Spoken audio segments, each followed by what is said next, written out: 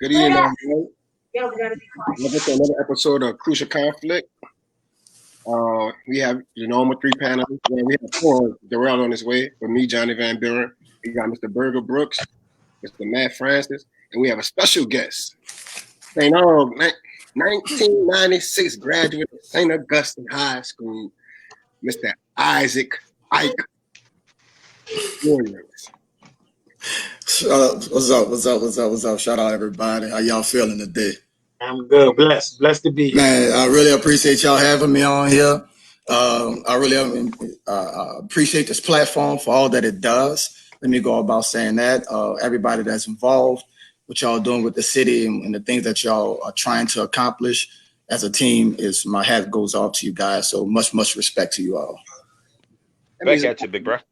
Appreciate it. So tonight, man, we normally talk about band. We normally talk about the betterment of the bands in New Orleans and the kids. But tonight we have to get into a deeper discussion about us, about the Black community, about what's going on in America today. Discussion is about George Floyd, how we feel about that, police brutality in the Black community. Like how we feel about that. Like how what can we do? What can we do as a race, or what can be done? I don't want to say what can we do as a race, but what can be done as a whole, so we can stop this. So we want to get right into it, and I'm gonna ask the special guest to give his thoughts, how he feel about everything that's going on in America right now. We also gonna talk about the Drew Brees too. All right. So you want me to just jump right into it? Yes, sir. All right. So again, thank y'all for having me. I'm gonna talk about a few things, and the way I like to have this type of discussion, I like the rapport backwards and forth, because that allows more information to come out. So the initial topic that I saw online was empower our community toward lasting change, and Johnny just kind of touched on that, empowering our community. I think the first thing we have to do is define what community is. Community, in our eyes, as the so-called Black community, we see each other with black skin, and we officially say that that's the Black community, when in fact it's not. Until you have a unified understanding and a goal toward and an objective, you're not a community. You're just a bunch of people living sporadically around the world. I give for instance, I live mid-city, and mid-city is a large Hispanic, Latino, and I differentiate Latino and Hispanic as both of those compiled together in this in mid-city. And I would look at mid-city as kind of like their stronghold, where most of them are. They have a grocery store, they have their own neighborhoods, areas where they hang out at. And the beauty of that is that they move based off of one thing, and it's language. Because some people are from South America, some people may be from, let's say, Honduras or whatever, Venezuela. No matter where they're from, they join together on one cohesive understanding that we all speak the language and we all are foreigners. And we come here together and we're going to build together. So when you start talking about community, you got to first define what community is. Because other than that, we just throwing salt into the wind, and it's just gonna blow. So my first approach is to make everyone understand, not make, but try to get everyone to understand that this is not a quick fix. Anything that we do right now is going to be a Band-Aid to get us over the hump. Just for numbers' sake, if you look at 1865 is when the slaves were so-called emancipated.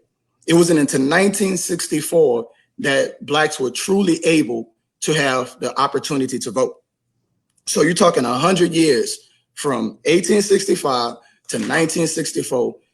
It took that long for Blacks to vote in this country, when they said 3 things make you a citizen: serving in the military, voting, and I forget what the other one is, but those 3 alternative, and being on a jury. Those 3 things say you're a citizen. We know, one, that they and the jury, your peers, never look like you. We just now having like laws being passed to say that you got to have unanimous jury. You got, these having more of our representation on that. So we know that's not a benefit for us. We know the military always put blacks on the front line. And when we come back from war, we don't get the same benefits that everyone else gets. And thirdly, we find ourselves in a situation where we're constantly trying to fight for our representation politically. So what we have to do is understand those things and take control over our lives. It's a long-term situation. My first idea and my solution, and it's something what you guys are doing. I heard Johnny say in the opening, this is for bands and for kids to teach the children. Well, first we got to band together. And the teaching has to be directed directly to the youth. Frederick Douglass said these words. He said, it's better to deal with children than to try to fix broken adults. The reason why is because adults have their minds fixated on what they think it is and how they see the world, or they have already been damaged or jaded by society. A child is going to take everything that you teach them, and that's what life is, because it's their first time being an adult. It's their first time on the planet. So we have to be very, very particular about what we're teaching and how we're teaching it. I have a lot of other responses on that particular portion. We can get into that as we move on. But that's the first key. We got to deal with our children. We got to teach children. We got to have not reform, because education reform means you just going back to the same mold and building up the same thing again. No, we got to totally obliterate the education system that our children are growing up in. As a Black architect, one thing that we learned is that Blacks and whites learn differently in different environments. We need environments that are bright with a lot of colors. Now, all of us that went to school here in New Orleans, tell me how your schools looked. They were all dreary. Some of the schools didn't even have windows, but yet we still was able to make it out of those institutions. But the reality of it is, if you put us in spaces where we are capable to thrive, then we'll be able to heal our community a little bit better. Tell me how much more y'all can go, because I can talk all day. Tell me how much, because I don't see none of y'all. Y'all want me to keep going, or what is it with you? We listening, bro. We listening. Nah, I'm with you. I'm at some point though. Let me ask you a question. Run it. My question is: Are you saying that this is one of the keys to this that us being more educated is a possible source of? I got what you're asking. Let me because that was going to my next point. So there's a name I'm gonna throw out. His name is Neely Fuller, Neely Fuller. He's an older guy. He was the mentor to Dr. Francis Cress Welsing. If you don't know who that is, look up both of those people. They're very, very powerful minds. Neely Fuller put out an agenda. It's entitled The 9 Areas of Human Activity. So in 9 areas of your life, you're going to be involved in at some point. And what happened, white supremacy controls all 9 areas. And I'm gonna give those 9 areas: politics, economics, religion, sex, entertainment, war, labor, education, and law. In each one of those areas, we got to have a stronghold in our own communities. It's not a one area thing, because too often our community, you find these so-called leaders jump up and say, man, we got to do it this way. And everybody funnel their attention that way, and you're leaving yourself open on this side. We got to make sure that when we're looking at our community, we are covering every basis. And I'm not talking about no coon people in office or someone that just looks like us in place. I'm talking about people that really concern themselves with the welfare of Black people to be taken out of the situation we are, with the awareness that it's not going to be done overnight. You got to have that understanding. Did I answer you what you asked, which was question? No. Okay. But it's all but it's all great information though. I agree that these things should happen. My question for you is, are you inferring that these things that you've outlined eloquently, I might add, but are you inferring, and I don't disagree with them in any of them, but are you inferring that these things are gonna be the salvation of Black people? I can't really infer anything. I can only suggest the fact that we have to start taking control over the areas of our lives that we are going to be involved in. We have to. You turn on the television, one, who do you see on television the most? You don't see representation of the Black community, right? So you turn on most of your movies are white male or white female dominant leads, right? It took Halle Berry to give it up to a white boy to get an Oscar. It took Denzel to be a quote unquote nigger to get an Oscar when all the roles that he did before were pristine from Glory. Who can shed one tear on sight? Like, that's what Denzel shed, one tear. This man deserved the Oscar, but he had to act a fool for them to say, you know what, let's give it to him now.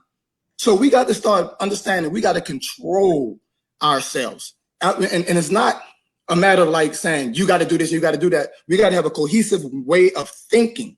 And that's the problem in our Black community, is that we don't think the same. One group over here think this way, one group over here think is this way, one group over here think that way. So we got to bring them groups down for those who are really sincere about change, not about greasing their pockets, not about accolades, not about being on top and everybody giving them a pat on the shoulder and attaboys. You got to have a heart, even if you're not on the scene, to be doing work. And it's not always big things. You could be doing things small in your community. You could be changing, just like what y'all doing with the children right now. That's making change. I understand that. Let me ask this more directly. All right. What do you think we can do? And let me say this, because I am unapologetically a proud Black man, as I know all of y'all on here are. So because I am I'm upset. I'm to be completely honest with you, I'm overrun with emotion as it concerns this. So I'm as people say stuff, I may push back some. So I don't want anyone to take anything I say personally or anything like that. We just brothers. We sharing ideas. Yep. And so I fully expect that I'm gonna say some things that are gonna make some people feel uncomfortable. Right? Okay. So here it's gonna start with this question. Because I'm not asking the right thing, because you're not answering this question specifically. Okay. What do you think we can do to stop these evil bastards from shooting young Black men down in the street like animals? What do you think we can do? Because I 100% agree, and this won't be just for you. I don't want you to feel. I don't want you to feel personally attacked, because that is not my intent. But these animals, what can we do to stop? I agree that we need education, but as I shared with some brothers earlier this week, these animals took a Harvard professor from his house and accused him of breaking in the house. He wasn't afforded any of his constitutional rights when he was arrested. So in my opinion, that brother has achieved the pinnacle of education, as I've stated before. So when I agree that we need unity, but we've been unified for a while in that we're tired of getting killed like animals. That we're tired of not getting our due process. We're sick and tired of it. And so what I'm asking specifically, not what will better the Black community, I'm asking what we can do to stop these evil, hell-bound agents of the devil, right? What can we do to stop them from shooting our people down like dogs? That's what I'm asking. Now, anytime I feel like that's not being answered, or anytime I feel like we're gonna be blamed for the way we've been treated, I am gonna push back on that. So again, brother Ike, I appreciate the valiant point you made about education and unity, but I would submit to you that those things are our lacking in those things, and I agree in that regard as well. But I don't think those are the causes of this evil organization and organizations like it that are pitted against people that look like us. I don't think those things are the key. So that's what I'm asking. What can we do to stop these evil bastards from shooting people down that look like us? All right, I understand the question thoroughly at this time. So thank you for readdressing that. And first, I want to respond to something as well. I don't take anything personal, especially when it's talking about healing. Yes. And when I look at and I liken this, and I'm gonna get to you. I'm gonna respond. I liken this like in a relationship. A man and a woman, whomever the same sex, whatever it is. If you're in a relationship and your spouse is trying to tell you something, and no matter how hard those words are, you need to listen because they're telling you how they feel. And you shouldn't be offended by how someone feels. You should understand why they feel that way. That's how you get to healing. So with your response and your question is a very good question. And this is what I would say. First of all, I can't change no one's mind, and the Black community can't change anyone else's mind. They are hell-bent on being who they are. All right. That's one thing. What can we do? I'm sorry, brother. I'm sorry. We're not going to use commandants either. Who are these they that you're referring to? The same people that you just addressed, these devils, these wicked, vile people, right? So, my brother. There we go. There we go. So, I mean, there's a lot of things that I would share because I truly, and to be honest with you, I have a plan for our community, but I'm not going to share that particular plan on this platform because I'm a strong proponent that any general would not give their war strategies away openly. That's foolish. But what I would say is that the community has to go back into leadership mode. We got too many people. We don't need no leaders. You can't get nowhere without leadership. It's okay to be your own leader in your own home and to do things, but you got to have a funnel of direction, just like this show. Someone brainstormed this show, someone put this show together, and then we all came on and we could speak our piece, but someone had to start it. Someone has to lead it. Someone has to keep things in order. And that's, first off, the Black Panther Party did something that was very, very, very good in those days. So we got to get back to that. We got to get back to a situation where we're guarding our communities. And I'm not just talking men, you got to stand up. No, our communities got to guard ourselves because we're not living in that world that our forefathers lived in. At that time, men was going to work, women stayed home. That time has changed. So now we all have to come together to make change in our communities as a team. As far as what we're going to do with them, we have to make open examples of people that infiltrate our ranks. But you can only do that when you have a system in place. What system am I talking about? Let's just talk about these protests right now.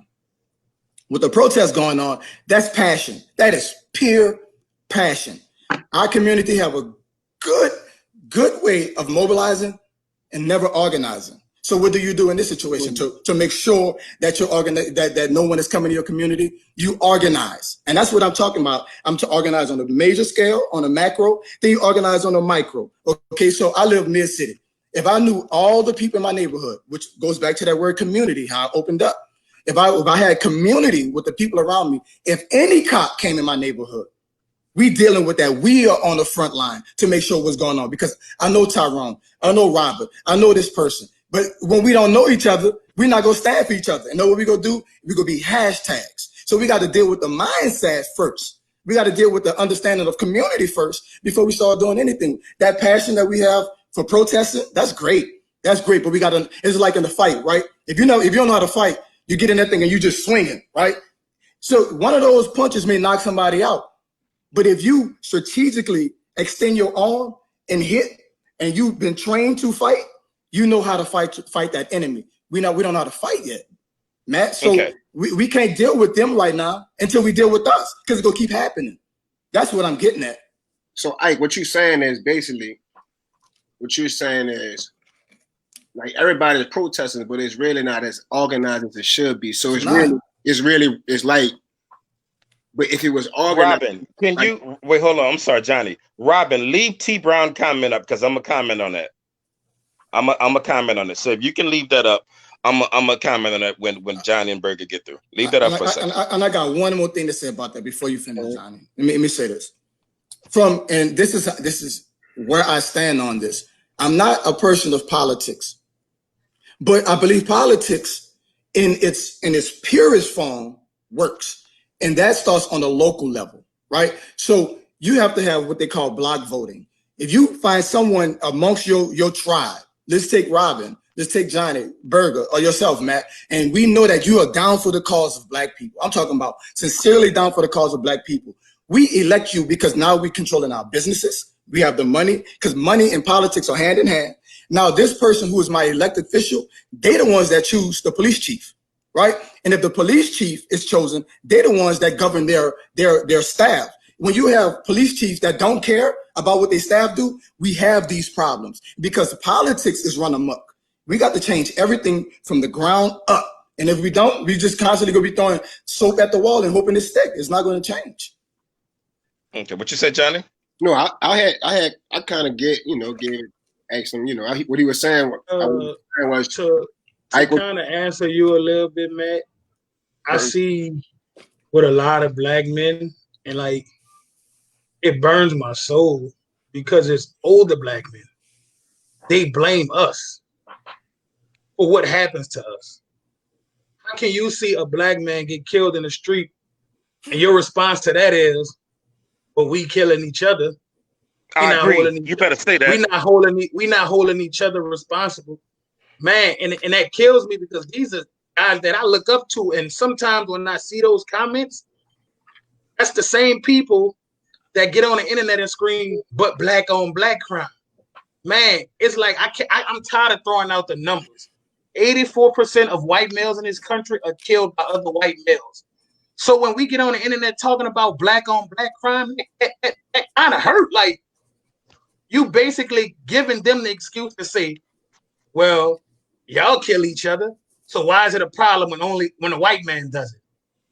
We gotta stop that mind. That mentality is not getting us nowhere, for one. And the big thing that I say we need to keep it, we need to love each other, bro. We don't love each other enough. That's the problem. Unity, and we do not love each other. We don't. We seeing it every day in our communities. It's not enough, bro. Ain't nothing wrong with me saying I love my brothers because I love every last one of y'all. Yeah. We don't talk to each other enough like that. It's okay to uplift another man and tell him you care about him. Like, bro, I see the day like it's like we getting further and further away from each other, bro. And that's crazy to me. I agree with that. Back in the day, our ancestors loved each other because that was all they had. That was all they had to stand on. Today, bro, we don't love each other as much as they did back then. And that's a problem for us. Right. So, so let me. Okay, cool. Matt. So we shouldn't touch our own problem, though. Like, we do have. I'm not gonna say Black, but we do have young Black kids killing young Black kids consistently. But you know the difference, Johnny? If I shoot you, I'm going to jail for life. If Mr. John, the police officer, shoot you, he going home to his family, to the justice probably system, not gonna figure lose out a his way job. to get him off. He probably not gonna lose. Johnny, let me ask the question. Let me say this though. I understand what y'all saying. Like, that's before the legal part, before all of the legal part. But that's what we're talking about today, Johnny. Listen, before all of the legal part, before you go in front of the judge. I'm in a classroom every day, dog. I deal with these kids every day. Like, and I could tell you, dog, it has been situations where he came in class and he's like, man, this dude is like there's no hope for him. And we still be trying to like encourage these kids to do better. Like, I am one of the people that really try to help the young kids not make decisions like that. So don't say that we cannot worry about it, because we do need to worry about it. That's not what I'm saying. That's not you misunderstanding me. I gave you a number and I gave you facts. I told you 84% of white males are killed in this country by another white male. And I've never heard a white person ever white on white crime. So the problem that you create in your mind, I really feel like that kills me, bro. We can't use the problem that's going on in our communities. If you live around majority Black people, that's who are going to be killing each other. If we lived around more white people, then the numbers will be different. But that's not, we live around each other. So when we get into it with our neighbors and the people in our community, that's what being killed us. But that's not like that. That's crazy to me that we say that. That's not true. We can't keep giving them like we can't keep giving them that platform to take away from us. That's why Drew Brees was comfortable to say what he said. Because taking away a man with that voice on that platform, he was comfortable to say that because we give it to him. Let me say nobody gonna hold him accountable for that. So I hear the difference in what y'all saying. I'm gonna Berg, I totally agree with what you're saying, right? As far as the numbers, the stats, I think Johnny is dealing with more of an emotional aspect of because he deals with these kids on a day-to-day basis. And as a matter of fact, we got to deal with that. And the problem is systemic racism, right? You got to understand why that's happening before you deal with it, right? So to Berger's point, the news, any propaganda, look up the word propaganda, what that means. It's the gospel, right? And when you search the etymology of that word, it tells you that's a gospel that they want to put out in the world. So they have carefully and constructively painted the Black community the way that they wanted to look, from cops to pimps and hoes to everything. So now when we watch, that's why I went back earlier. You got to get these children off of white television, off of white movies, off of white cartoons, everything that supports white supremacy. We got to change it. Why? Because they're the ones that's controlling our music. And when you get into the music, now you're dealing with a mantra. And a mantra is something you tell yourself all day long, over and over and over. And then after a while, you're going to act on that. We have a prison system that also governs our community. Because what happens, these people get out of prison, they don't have reform places for them to go. They send them right back to the hood. So now the people in the hood, they got to deal with these criminals that's been in for 20, 25 years that will bust your head. So when we start looking at that, these are parents of these kids too. So now we have a systemic situation going on. So I don't look at Black on Black crime as like, oh, we just killing each other. There's a reason why that's happening, in my opinion. And once we deal with the cause and stop dealing with the symptoms, then we're gonna start seeing healing. That's my approach. I don't like dealing with Band-Aids. That don't heal nothing. We got to get to the root. We got to understand that this is a system that we are dealing with. That's war, and not battles. We got to understand a war. I'm sorry. Okay, let me. Okay, so let me make sure I understand what we're dealing with. We talking about today. How do we stop these animals from killing our people? No, Johnny brought up the Black on Black crime, and Berger. I'm talking about, but the show and its conception. We were talking about how we stop. Okay, that's what we're talking about. I just wanted to make sure. Again, I'm gonna say some things that are not popular. I hear a lot of blaming us for what's going on. I don't like with it. us. I don't like it. I hear a lot of blaming. I hear a lot of blaming us. Let me also say that I agree with what you said, Berger, spot on. But I'm gonna take it a couple steps further, if y'all don't mind. These and I'm trying not to curse, but these animals don't care if we're listening to mainstream music or whether we're educated or these people, no matter what we do, they see us as savages. Niggas. They behave that way with us. That's the way they see us.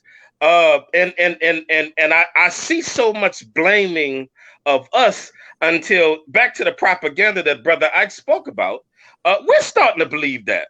It's to the point where we believe that there was a crack epidemic in our communities, which allowed the Clintons to sell to Black people, nonetheless, that there needed to be a war on drugs, which relaxed the policies against illegal searches and seizures. We believe that when that evil bastard Bill Clinton got onto, you gonna remember this, brother, right? Because you old enough to, when he got on the Arsenio Hall show and played his saxophone, we fell in love with that bastard. So then they sold our people that there was a crack epidemic. Man, listen, everybody in the black community ain't smoking crack. It ain't 5%.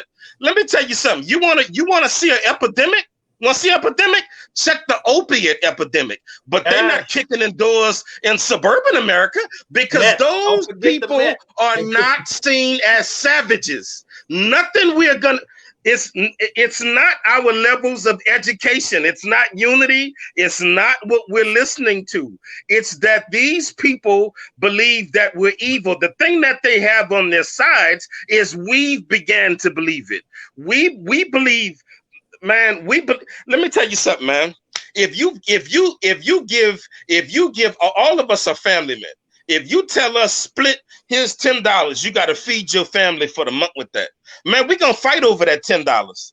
We're gonna try to hurt each other over that. When you put limited resources in the community and all of the rest of the evil, wicked, iniquity-filled things these people do to us, when they do these things, that leads to it. It's a as Rashawn said earlier in his statement, it's a cycle. It's a cycle. These people can't help it. Of course, if they make us fight over $10, man, we gonna hurt each other. We gonna kill each other over this stuff. Every problem that the black community faces is as a result of systemic racism. Period. Anything that y'all are gonna any point that y'all are gonna make, I'm going forward because I even in the comments I see a lot of blaming of black people. Can I go a little bit further? Can I go? And again, and wait, give me 1 second, because y'all spoke for a second. I asked a question, but I ain't never gave no. Give me one. I'm almost done though. So I want to say, going forward, when I see something in the comments that even appears to be black people blaming, I'm jumping on that shit, because now ain't the time. We not the problem. Until we look the problem in the face and stop saying listen, you want to know what's wrong with them black boys in your classroom? The black man has systemically been gotten out of the house by white supremacy. That you listen, and I can show you how, but we're gonna stop blaming. We not the problem, Johnny. But the problem with our people is we were subjected to 250 years of I'm trying not to curse, but of slavery, and another 150 years of the Jim Crow law, and they still reap the benefits of it. Our thinking is so backwards until you have black people that support the Confederacy. They have no problem with it. They have no problem with the thinking, with the concept that says white people are superior to us. Don't forget they lost. That Confederate flag they waved. They lost. So again, going forward, whenever I hear anything, because again, this show is about these fucking, excuse my French, animals that are shooting people down that look like me and my sons. So going forward, whenever I hear anything that sounds like blaming us, I'm on that shit. Going forward, that's in the comments and that's on the show. I just want to say one thing, and you can say what you gotta say. I feel like another big thing that hurts our community is the Democratic and the Republican Party, because neither one of them give a shit about us. And our grandmothers and grandfathers been voting Democrat for years and years, and not a goddamn thing changed. While we talking about Bill Clinton, I heard Matt speak on Bill Clinton, but what we failed to mention is that the Democratic nominee for 2020 is the guy that wrote and introduced the 3 strikes bill to the Clintons. So when we go to talking about all that, make sure we put that Joe Biden wrote the bill that got black men locked up and took black men away from the home. So that's why I like, how soon do we forget and forgive? Now in 2020, we ready to vote this guy as president because he was underneath a black man for 8 years. How soon do black people forget? We are too forgiving, for one. We are way too forgiving. I'm not that forgiving no more. You got white people that will hate Michael Vick till he died because he fought dogs. I'm not with it no more. I'm loving my people and my people only. It don't make me a racist because I don't hate them, but it's time I start loving my people and we start loving each other more. Because until we do that, we'll never fix no problem. So what is? So I heard both of y'all. What is the solution to the problem then? Like, it's a lot of what I'm hearing is a lot of don't blame us. Which I don't. Hey, let me answer this guy in the comments, Clarence Smith. Hold on. Vote locally, Clarence. Vote locally. Burger, hold up. But so I'm trying to figure what's the solution to the problem, because what I'm saying is I'm in the classroom. I'm doing my part, trying to educate these black kids, because you have to get to the youth. Like, at the end of the day, we understand what the system is. I feel as though the only way for this system to overcome itself, we have to educate our youth. Like, we have to let them know. They don't know, like, the kids don't know nothing about what we talking about. All that stuff you said, Matt, the next generation don't know nothing about what you talking about. So what is the solution for our next generation to know what you're an educator, Johnny? What you're an educator? But I can't do it by myself, dog. I wanna know what you're gonna teach them to stop them from getting their neck unjustly knelt on for 8 minutes and they be unresponsive Matt, for another 2 minutes. It's bigger than that, though, Matt. It's bigger than that. No, it's not. No. It's not. It's they killing all kinds of us, Johnny. No, they're not just killing one kind of us. See, Johnny, I hear a lot of blaming us there. It's not. I'm not blaming us. I'm saying we need to educate us. Like, I'm not saying the George Floyd shit, that was messed up. I'm not saying that was messed up. But what we gonna do for this next generation? They need to be educated on what's about to happen to them. That's what I'm trying to save dudes that's living now. So ain't gonna be no next generation if they smoke us out, Johnny. What about Elton Sterling? You talking about George Floyd like that's an isolated event.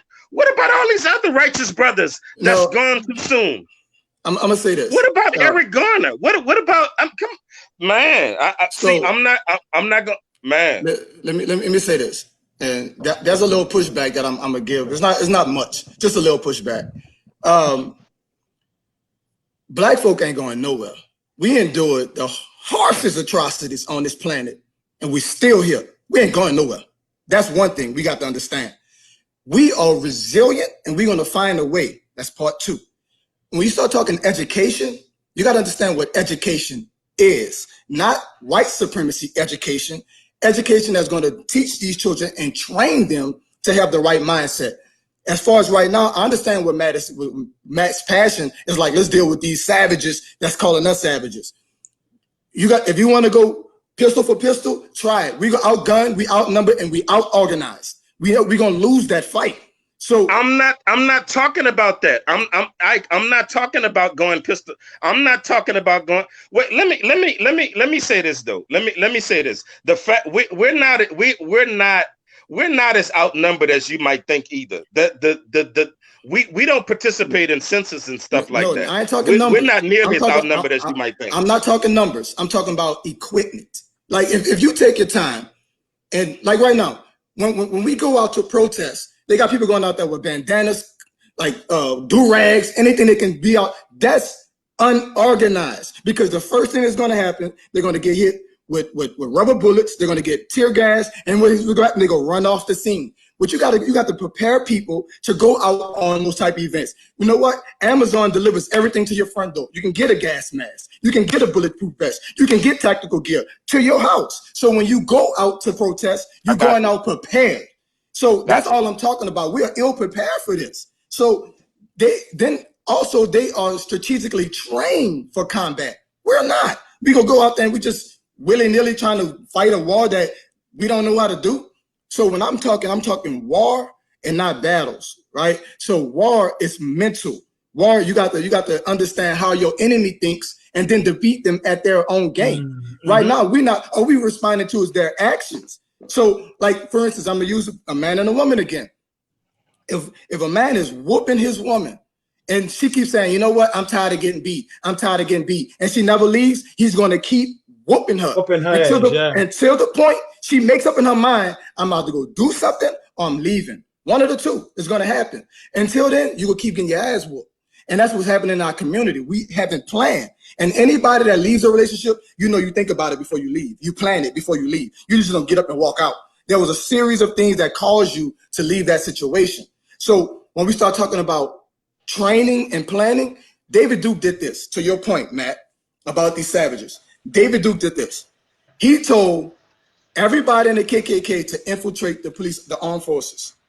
That's what we're dealing with right now. We're dealing with these rednecks holding billy sticks, beating up on black people and killing them. In my opinion, I think they're getting stripes for every black person they kill. So Yep. what we got to do, Yep. we got to change the narrative.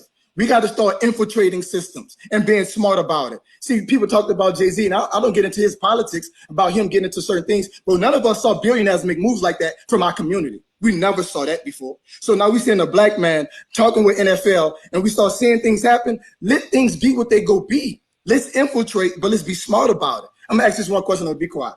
Name 5 people that's black, that's not an entertainer, that's a household name. Name 5. You can't. That's my point, because all we are is entertainment to this world. Until we start getting into the real politics to change, we playing our games. We playing games. And Berg, I'm with you. I don't believe in Democrat or Republican. I believe in finding someone, and whoever that one is, that's going to stand for us, support him or her, whoever it may be. But we don't vote locally. That's what kills us. We got judges in our city that's giving our black kids 20 years on first offenses. We could go through these comments. Half of these dudes can't even name our state representative for Orleans Parish. Like, that's where we need to vote at. The president, that's always been Chester Checkers. But locally, when these local elections come out, and we sitting at home, that's where we losing at every day. Because that same judge that you didn't go vote in there, that got in there, that snuck in there, gonna turn around and give your child 15 years in jail for something that they know he didn't do. But gonna give that white boy a slap on the wrist because his daddy cool with him. That's where we losing at. We losing locally. When these local elections come up and we sitting our crazy ass at home and the white people's packed at the poll, voting their nieces and their uncles in there. That's where we losing at. Every year I see it. I go vote locally. And I see it and I be like, man, you know how many times I would text my partners and them like, man, look, y'all boys trying to get registered to vote. I help y'all boys. Because it's that serious. That's what we got to get at with it. Because it's really that serious right now in the world. The first time in the history of this country, all 50 states are protesting in agreement that what they saw on that video with George Floyd needs to stop. And the sad part was, Matt, like you said, why did it take for George Floyd? When we saw Eric Garner get choked out, they used the illegal chokehold on him and killed him for selling loose cigarettes. We didn't outrage then.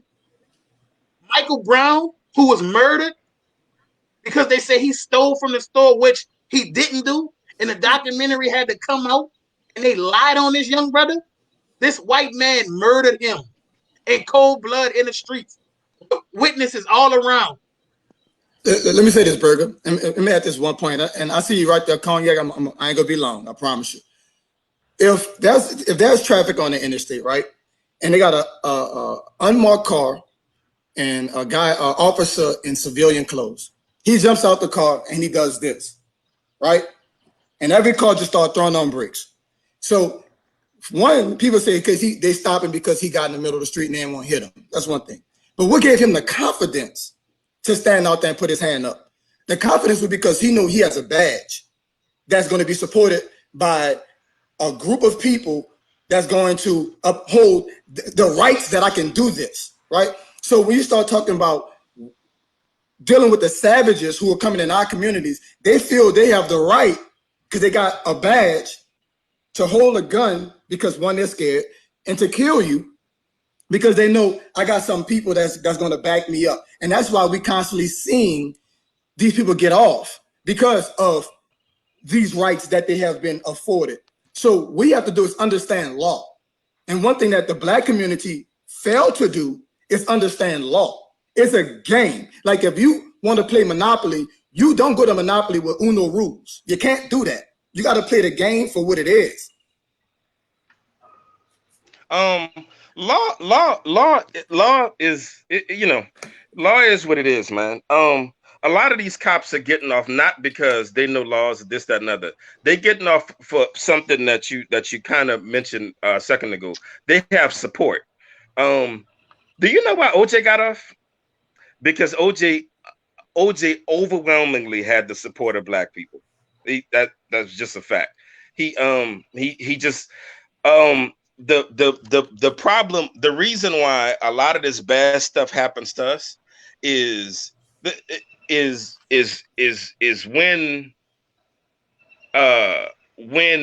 Trayvon Martin got killed by that evil bitch George Zimmerman, right? Yeah. We let him off with that. We nothing happened. You know what we said?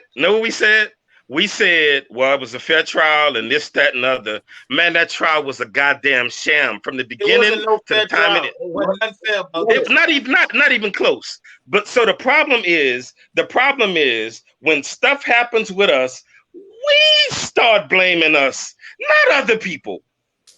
I see all of these comments about all of this stuff that we need to do.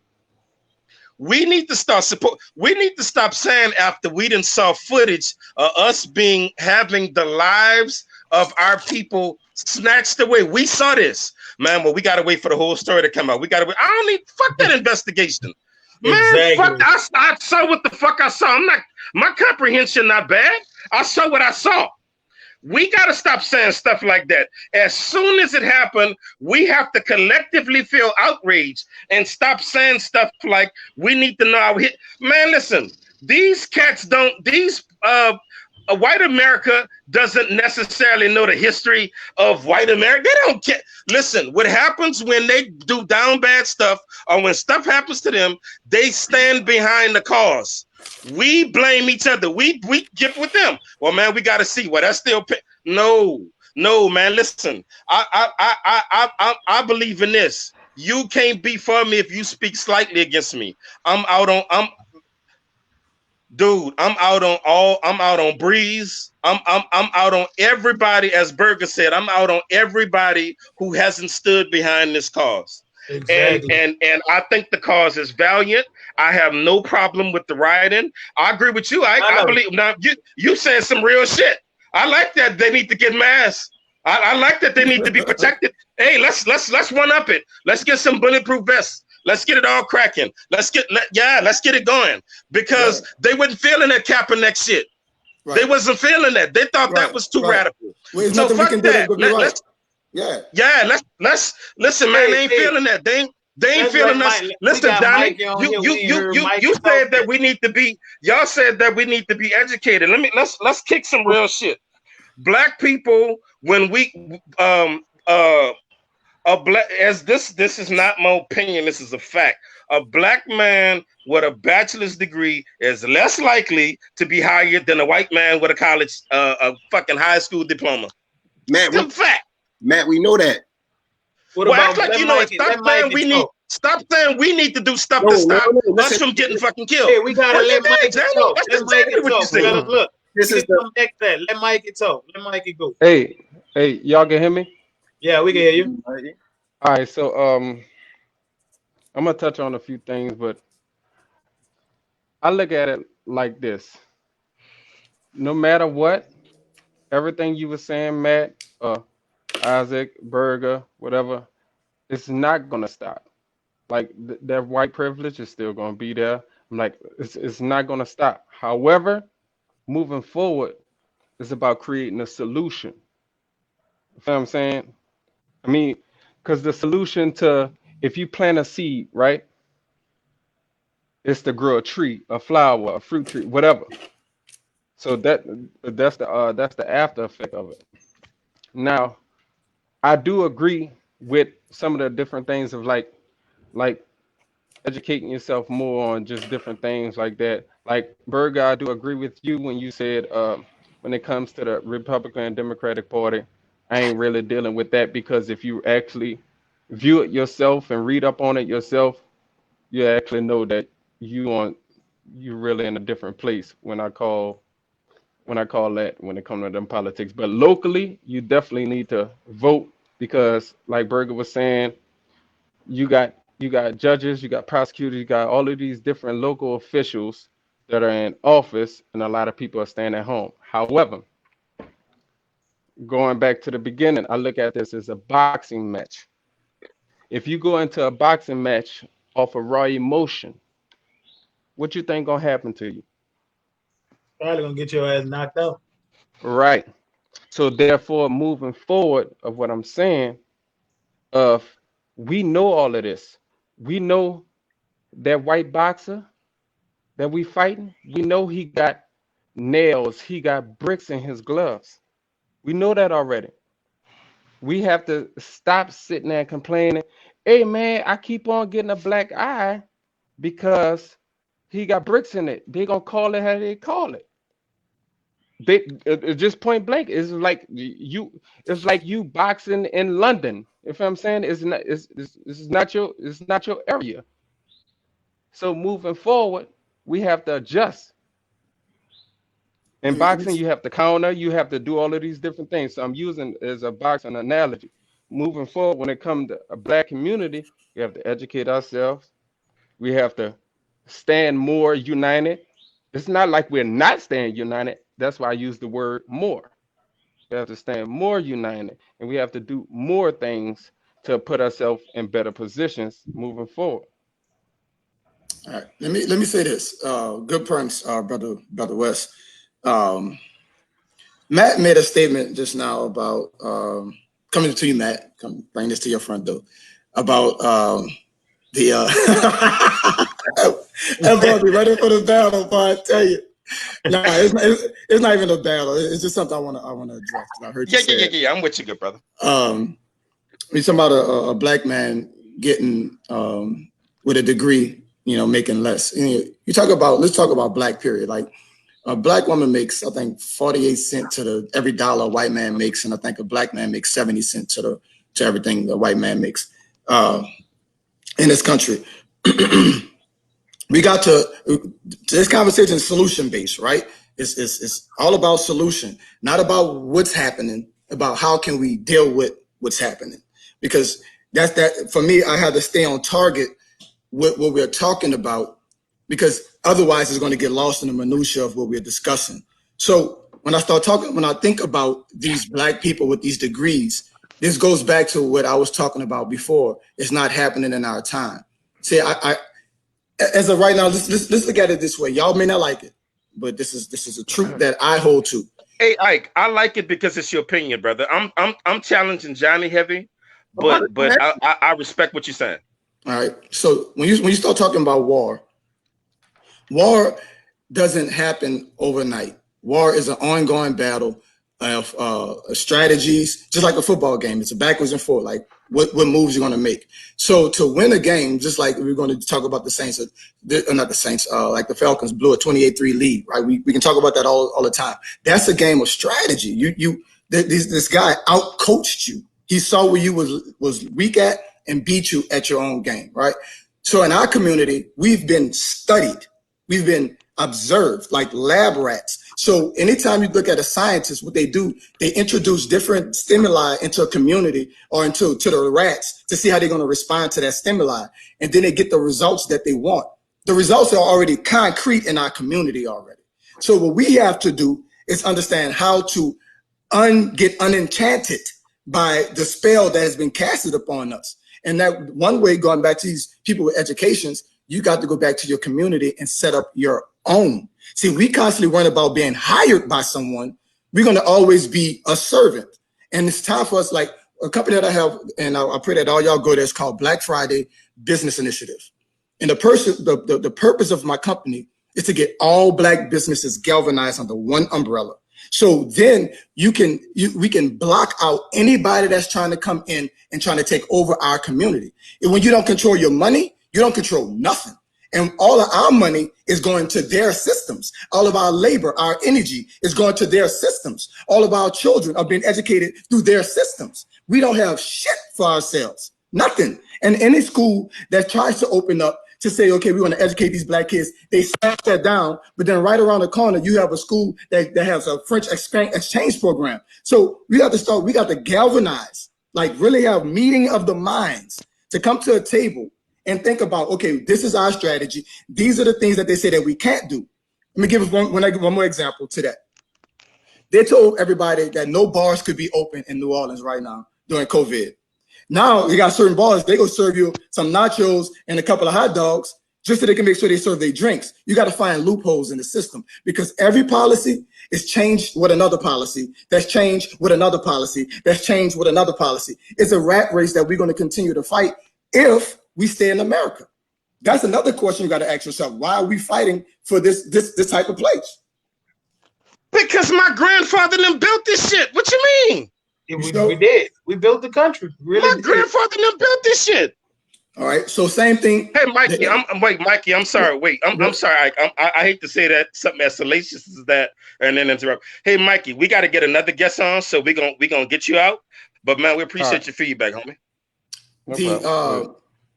The notion that our parents formed this nation is a truthful argument. We got to understand where we are right now, and that's why I go back to what game are you playing? If you're going to stay here in this country, you got to learn to play the game. Just want to introduce our guest, y'all. Like, let's introduce our guest right quick. My bad. We got Elvin, aka Lurch. What's going on, brother Smith? What's going on, Lurch? Man, I'm cooling. I'm just listening, chiming in. You know what I'm saying? Go ahead, Ike. You go ahead and finish. I just wanted to introduce him. No doubt. So when we start talking about the system is in place for you to win, but you got to learn it. Like we're constantly playing this game without knowing the game. Yep. We don't understand economics. We don't understand home ownership. We just starting to learn that because some people went to school, right? That's why the Black Panther Party was so strong because we just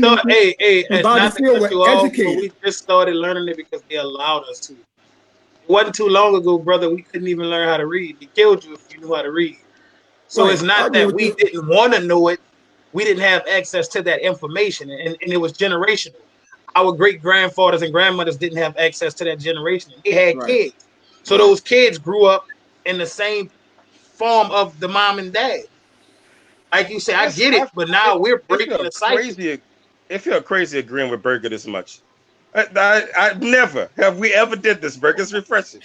It's refreshing. Because that's that melanin. You know, melanin is a cluster molecule. It wants to join. It wants to bind. It wants to become one. You know what I'm saying? Yeah, bro. So all I say, bro, is strategize, man. And I sit home and I strategize and I plan and I think through every situation that I can think of. And I write down notes. I read books. And I'm not trying to say I got all the answers, but what I would do, I would like to sit down with other brilliant minds in closed rooms and talk about things that's going to cause change. And I'm sorry, I'm not looking for today. I'm not worrying about my first name. I'm worrying about my last name. I'm worrying about when my children are walking the earth and their children walking the earth, what did I do today that's going to affect them? Because right now we're in the midst of the shit. And we got to, excuse me from cussing on y'all show. We're in the midst of brother, express yourself. This that kind of show. This that kind of show. Yeah, we're in the heat of it. So right now, we got to do extract some of the key players out, the thinkers, right? Because we are finders, minders, and grinders. You got to have people that's going to understand things, and some people that's going to make it happen. And you got to know your warrior class. The people that's killing themselves, that's our warrior class. In the Black community, we got to train them how and where to use those guns at. Other than that, we gonna continue to have our warrior class fighting against each other. Yeah. We got to think on a different level, man. Preach, Ike. Wait, I'm sorry, Ike. We gotta, Ike. Listen, brother. I'm done. It's not like a dude about jump up and start shouting like them old ladies in church. Water, Ike. Go get you some water. It's Ike. Hey, Ike. Drink you some of that water. They about to have to throw me in E flat, Ike. Go ahead, Lurch. We brought you on, brother. We want to hear what you got to say, man. Really, I'm just chiming in to what y'all saying, just listening. You know what I'm saying? Because I'm one of the young educators, and I'm not too far up the street from Johnny, you know. So some of the things that Johnny was saying, you know, I was understanding what he was saying. And, you know, what Matt was saying and Isaac saying, you know, I'm really, you know, all ears to what they're saying, even though I don't know them guys. But I see this broadcast happening a lot. And sometimes I just look and just chime in just to listen. I see you guys still have, for the long term of me seeing this, you guys have the same internal thinking that I have. as well as like with Journey, with the youth, as far as the youth and the teaching of the youth. And like it was saying, is only so much they would really allow you to do I in the know, classroom. I know, I know in my class, since I've been an educator, I have taught my kids a lot about Black history. Like when you come in my band room, and I could tell you this, you see George Washington Carver, you see Martin Luther King, Malcolm X, you see all that because you know why I got it in there? Because nobody else want to teach these kids that. And you know what I do? Exactly. And I ask my kids, do you know who? Because those people are on a back wall. Have you ever looked at that back wall? No, they're not going to look at that because they don't think that's important. With Matt, what I'm saying is this, Matt. I understand about today. Like right now, I'm 37 years old. I can change some things, but when my children grow up, I want them to understand a lot of things that I didn't know. You understand what I'm saying, man? When these kids that I teach at the school, I want them kids to know a lot of the stuff I didn't know. So, okay, the white man, okay, white man has a bachelor's degree, a black man has a bachelor's degree. We already know the white man go get it. But I don't want this kid to stop. Keep pushing. Keep pushing. Don't stop. And a lot of the time, black people get overwhelmed and we stop. Keep pushing. Keep pushing. Trayvon Martin, that was messed up. But people didn't like when that dude got the verdict, nobody was out there like that. Nobody cared. We didn't care. We didn't care. Wait, I'm sorry. Wait, I'm sorry. We got to keep the show moving, brother Alvin. Did you have anything else you wanted to add? Matt, because you talked a long time. I ain't really talk. I'm not talking about you. I'm talking about we got to get another guest on. I want to hear what you got to say. Matt be cougar, dog. That's what it is. He want That's that Kennedy in it, man. No, you got something else you want to say, Lurch? I agree with what you're saying, though, brother. You got something else you wanted to add, brother Alvin? Other than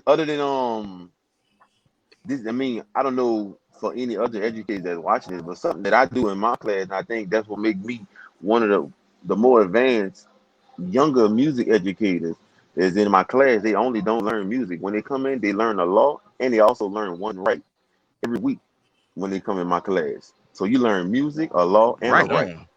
So you won't be blindsided whenever you walk outside of the door, because once you leave outside of the school and cross the seal of that door, anybody out there don't care about how much you know about music.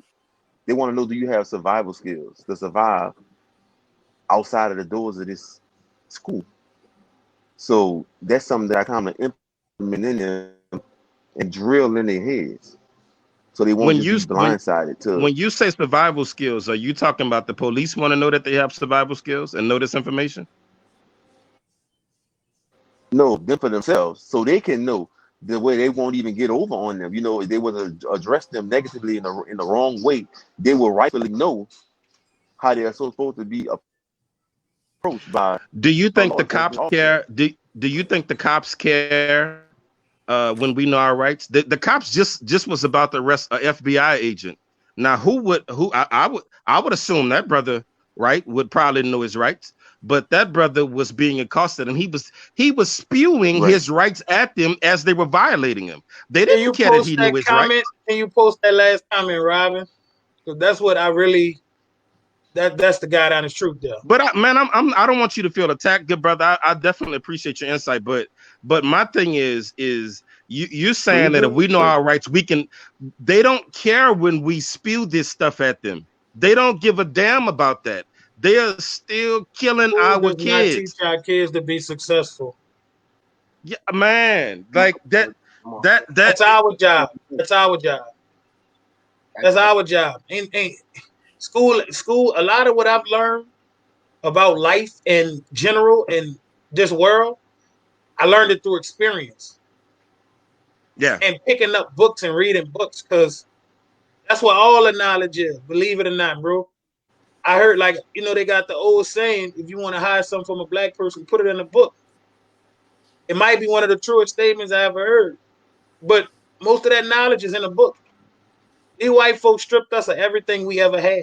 Everything. and brought us here and selling it back to us, or trying to sell it back to us. Hey, let me say this right quick. So I understand what she said school does not teach us how to be successful. But I'm gonna give you an example.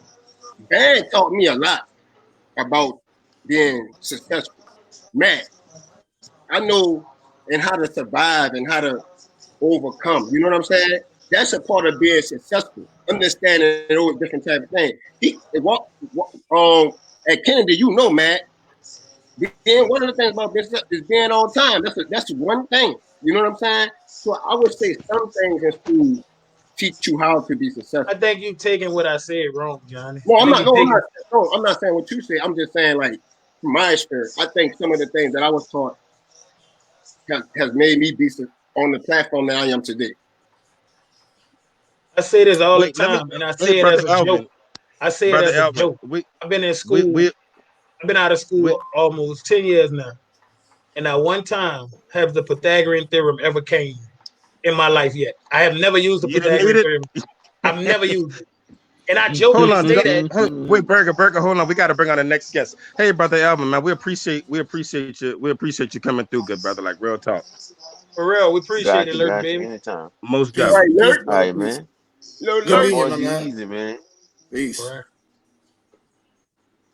You know, listening to what Berger talking about, you know, as far as with school teachers and whatnot, that's why I went back to what I was saying. One thing that school tries to teach you is how to think, right? Like how to think through a situation. That's one thing that's failing in the school system right now. They're not allowing the children to critically think. Critically thinking allows you to be able to mastermind things in front of you. Like, here's a problem, solve it.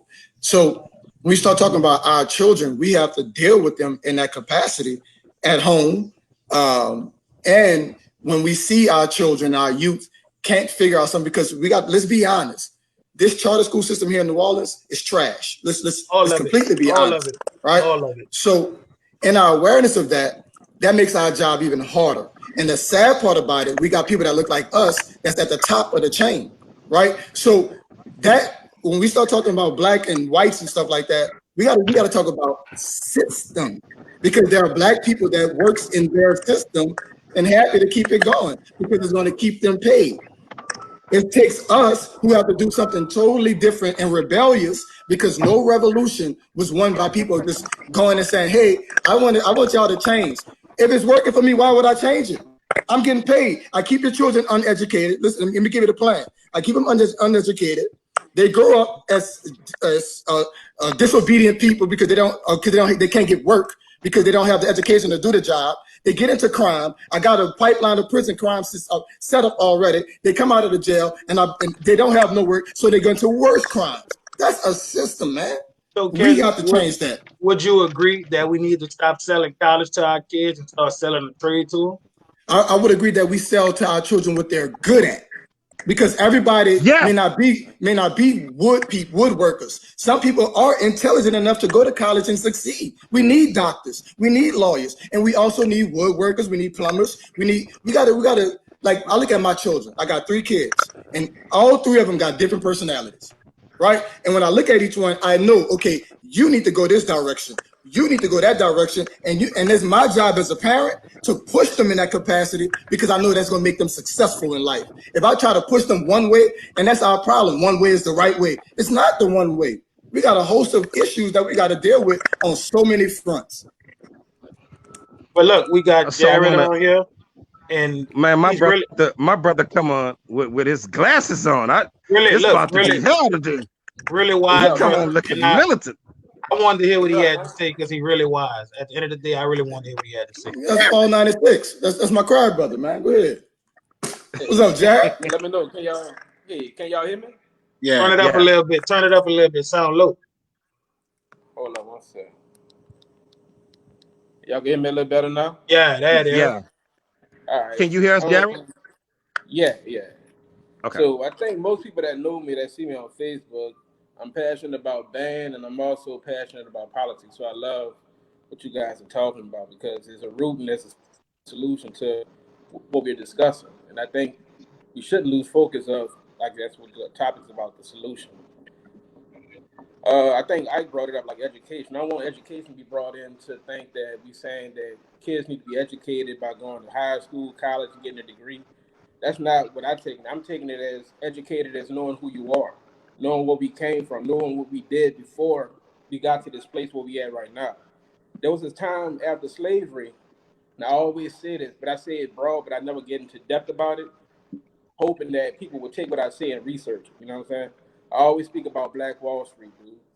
Black Wall Street was the time back in Tulsa, Oklahoma, and other areas of the country where these people actually got their 40 acres and a mule that we always talk about. They got it.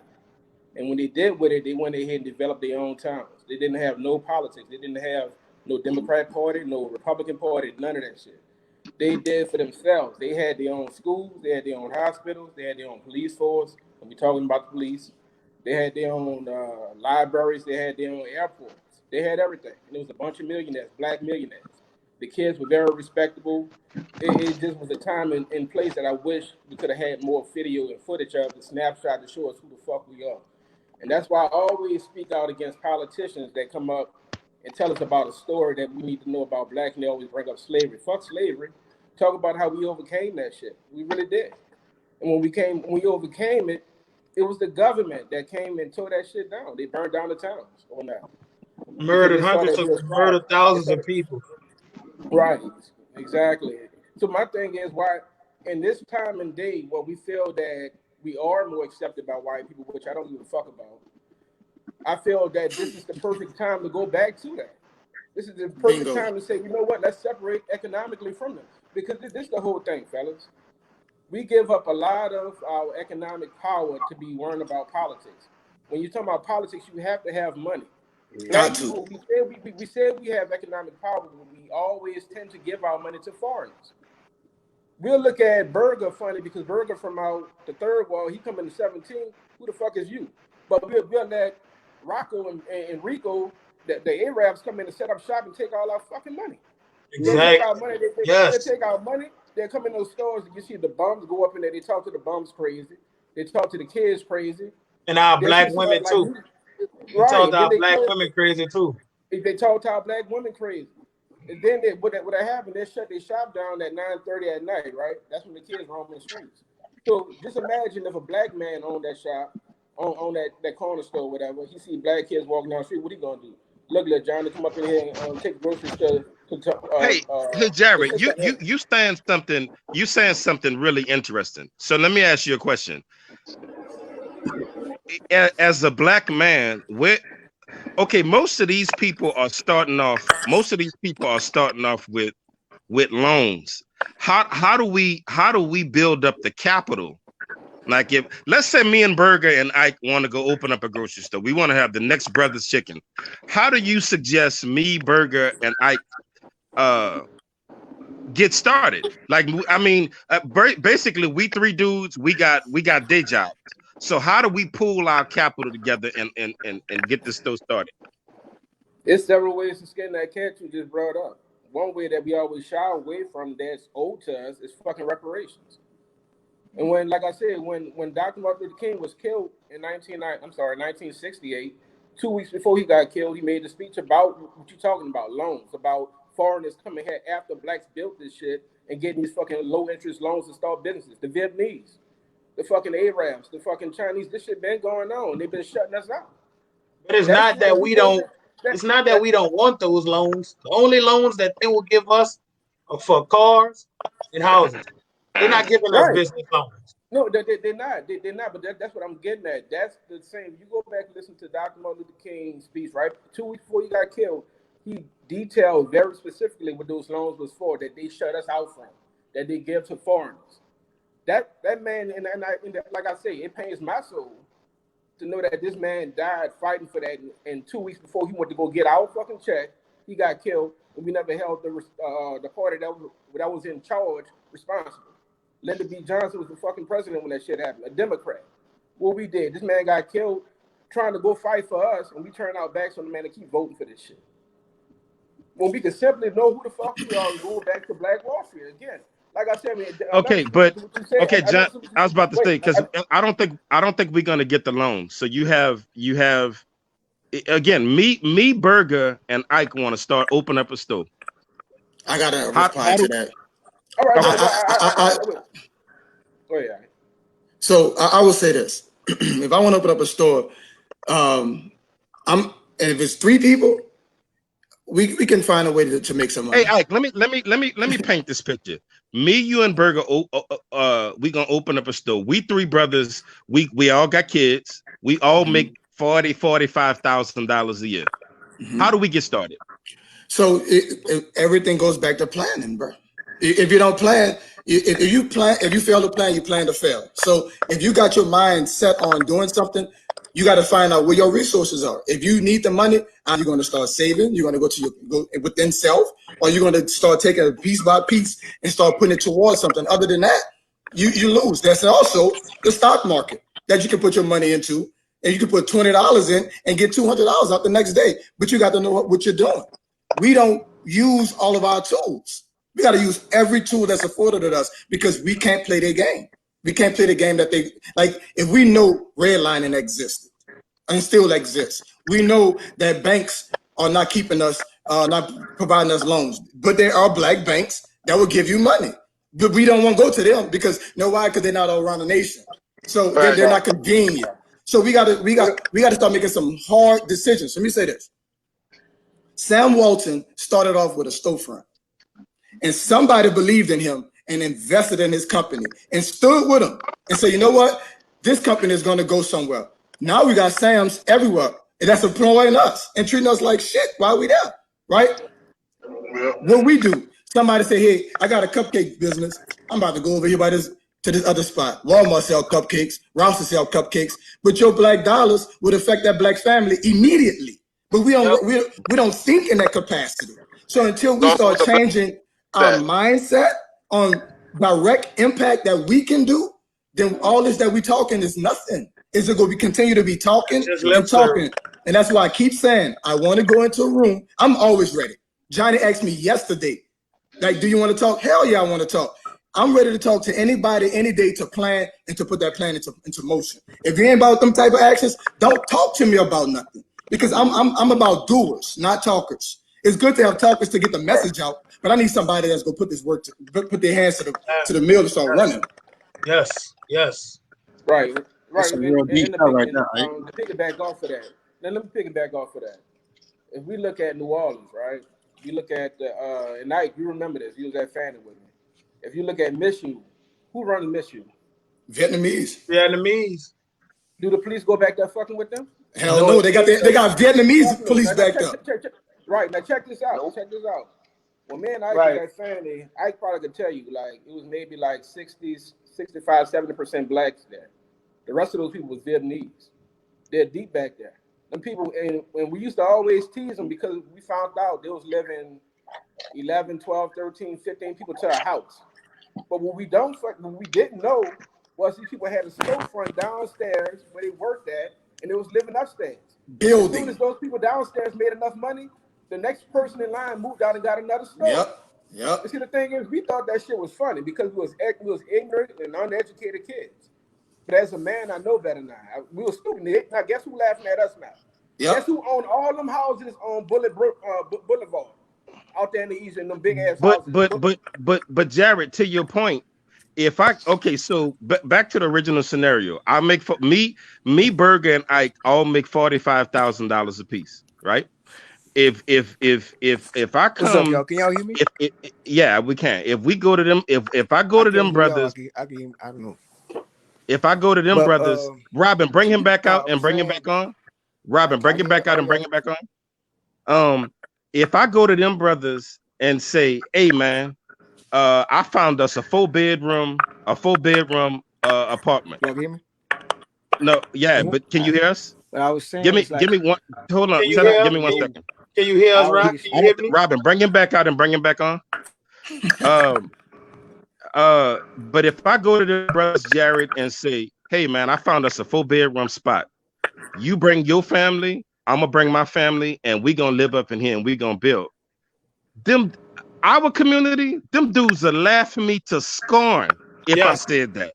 Yes. They would laugh at me. Now, I agree with that thinking, but most of us, if we was to be like, man, if we moving and we saving our money, and we literally, if just the men in the house working and we all make $40,000 a year, we in 5 years, man, we didn't pump $500,000 into this house. 5 years is quick. That's no time. In 5 years, we didn't pump that. But how many of us actually think like that, Jared and Ike? That's my thing. Ready for that. That's the thing. We're not mentally ready for change. That's the whole thing. It's like we don't want to accept the fact that we have to lose a lot to gain a lot. You can't. I don't believe we're not ready for it. I believe we wasn't prepared for it, but I believe we're all ready for it. I just don't think we're prepared for it. But I believe we're all ready for it. We have to lose. We mentally ready for it? No. Yeah, we're ready for it. We have to lose. We all ready for it. We have to lose the cool mentality. That's the problem. Right. We got to lose like the Cheyenne mentality. It goes back to slavery. Like one slave would get a ribbon in her hair or something, and they get to shine on the other slave on Sunday. That's why you're Sunday best, right? So everything that we do, we trying to outshine the next person. Yeah. When the reality is none of this shit matters. None of the money that you make, none of the houses that you own, none of that matters if it's not wealth. Because it's just something that someone else is going to acquire. Wealth is for life. It's for your family. So sometimes you got to, like the old saying, you got to stoop to conquer. You got to take an L. You got to come down, abase yourself to win. And most people don't want to win because they want to shine on everybody. But to your point, man, I ain't gonna laugh here, brother. I'm gonna say let's do it. You know, I'm gonna say just be clean. You know what I'm saying? That's all I ask for. Right.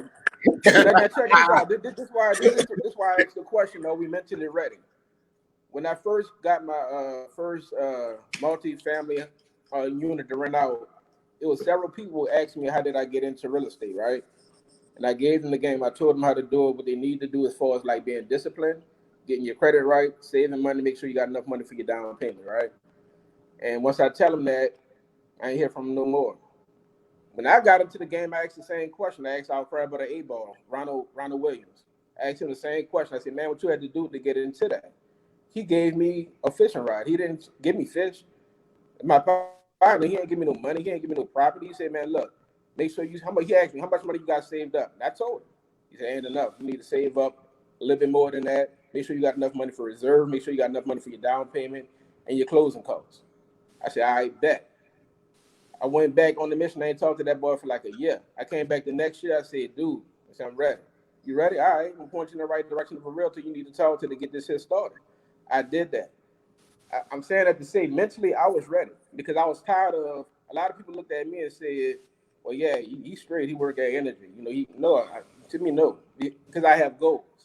I know what energy was paying me. That mean I had to wake up for that shit every fucking morning. I needed an exit plan. I'm tired of being on the plantation. It looks good from the outside, you know, but at the end of the day, everybody have a different way they want to live. I want to live free. I want to be able to leave and go as I want. Yeah, but Jared, your mind is free. A lot of us have had the ability to dream choked out of us. Right, but let me say, but check it out. Let me say this. It was a few other guys that asked me how I got started. I told them that same ingredients, that same recipe. I ain't hear back from him. It was another guy that probably had less than all of them. And y'all know him. That's my partner, Brian Gett. Brian Gett kept bugging me because I knew. At first, I thought Brian was bullshit. I'm like, man, Brian, you don't want to get into this. He kept hitting me up, brother, I need it. I really want to do this. I knew that brother mentally was ready. So because he was mentally ready, I took extra steps to help this man and got him in a position to where he's at right now, to where he's now a fucking landlord and a fucking homeowner. Because he was mentally ready. It's like he didn't give up on what I asked him to do. He showed me, look, I got my credit right. I'm ready. I got the money for the down payment. We gonna do this. I can't do nothing but help this man. So it's like, as a whole, and then you already know Brian didn't come from no silver spoon fed family. He probably saw the worst of the streets just like we did. So it's like, mentally, we have to get tired of where we at. When I say that, I think right now, I guess with the tone of this topic that we're talking about, the solution, we all have to be tired of what's going on. We have to be tired of the status quo. We have to be tired of this fucking system that we live in. Really tired. Right. We have to be tired. We have to be tired. Not just talking about it. Because that's the problem. A lot of Hey, people hey, just hey, hey, I talk. don't want to cut y'all off, but we got Brother Rashawn on here, and What's up, everybody? he didn't get to say nothing yet, so I want to let her get his words in. Man, I ain't gonna lie to you though. This getting weird, Berg. It's a lot of Southern dudes on here. It's getting I'm gonna weird. say one more. Hey. Let's check it out. So I'm gonna say one more thing, and I gotta go. I'm gonna say one more thing to what Johnny was alluding to, and I don't want nobody to feel like I'm pointing the finger at us. We definitely this is how I feel. This me. I feel strongly about our black people. I love us all. I feel until and this not excusing what the man did to George Floyd. That's fucked up. But what I'm getting at is until we start standing up in the streets against what we're doing ourselves in our community, we are not going to see that change. We have to love each other enough to know that. I don't agree. Because before, Jared, listen, I hate that we got to Jared, get Rashawn in because I no, want to jump on that, But man. wait. Don't take it out of context. I'm not saying that this excuses the other. What I'm saying that for us to see this utopia that we want to see in America, we have to take us killing each other more seriously. We can't push that off as rest in peace. We gotta understand that until who said we didn't take that serious though? The thing with that, we take crime in our community serious, but the killer and the person that listen, the justice is gonna be served regardless. If I kill you in my community, you die, I go to jail for life. So the justice system is gonna work. It don't matter. The justice system works when it's us versus us. Berg, let's not that. Come on, Berg, you from the third wall. Man, you both know it's a lot of niggas that was walking the fucking street with 15 fucking bodies. Come on. It's a lot of niggas walking the street with 5 bodies. But so you saying we don't go to jail? So the more we kill, it sounds the better for them, the better for the system. We show the same outrage that we show for a white man killing a black man. Niggas will feel uncomfortable killing their own. They do it because they know that we don't give a fuck. We have to show the same. I don't agree. You think I don't agree with what you're saying. So Jared, your thing is you think if we stop killing each other, then the police will stop killing us? No. One don't have nothing to do with the others. Because that's what we're talking about today. We trying to stop. We talking about how do we get these fucking animals to stop killing our people? Man, trying to tell y'all just don't want to hear what he got to say, dog. It's all connected. I don't agree. I don't agree. I agree. I agree with what he's saying. I agree with what he's saying. We need to do better. Listen, I share y'all disappointment in the way we treat each other. But what I'm saying is the two of those are mutually exclusive. All right? The two of those things are happening. The one is not happening. Listen, the cops, which is a spinoff of the KKK, they were originally slave hunters. Let's just keep it $1. They was doing this shit to us long before black on black crime was even a coined phrase. Black on black crime is not real. There's no such thing as black crime. It's not even a real thing, dude. But let Rashawn talk. Let Rashawn talk. I'm sorry, Jared. We gotta let you go and get him on. Jared, when we get done with this though, brother, we gotta rap. Like we gotta figure out a way for us all to get online and rap right after this. I want to rap with y'all off of Facebook. We could do that. Yeah, I want to rap because I got some real shit I want to say. So Jared, stay close. I've been wanting to talk since like the beginning of this, like just listening to what all y'all saying, because all y'all my big brothers, especially Ike. You know the we the best. You know that. Purple baby.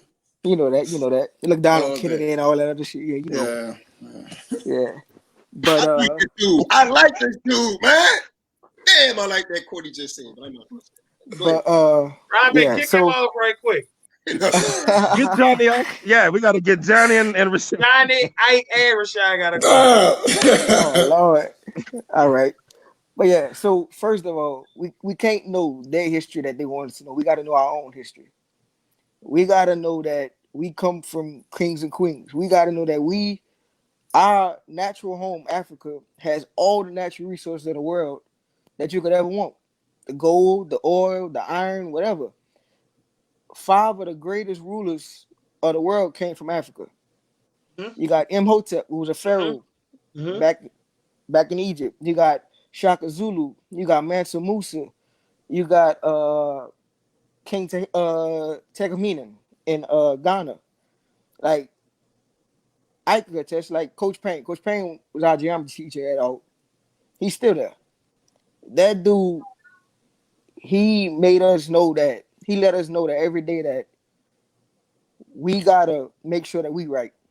We gotta make sure that as a black man that we are strong not only for ourselves but for our community, for our family, for us to know that we are the smartest human beings in the world. We can't let their media, their system dictate us who we are. We have to always know that I'm a man, I'm a strong, intelligent black man first before anything. And so like we were talking about everything with the George Floyd situation and all that.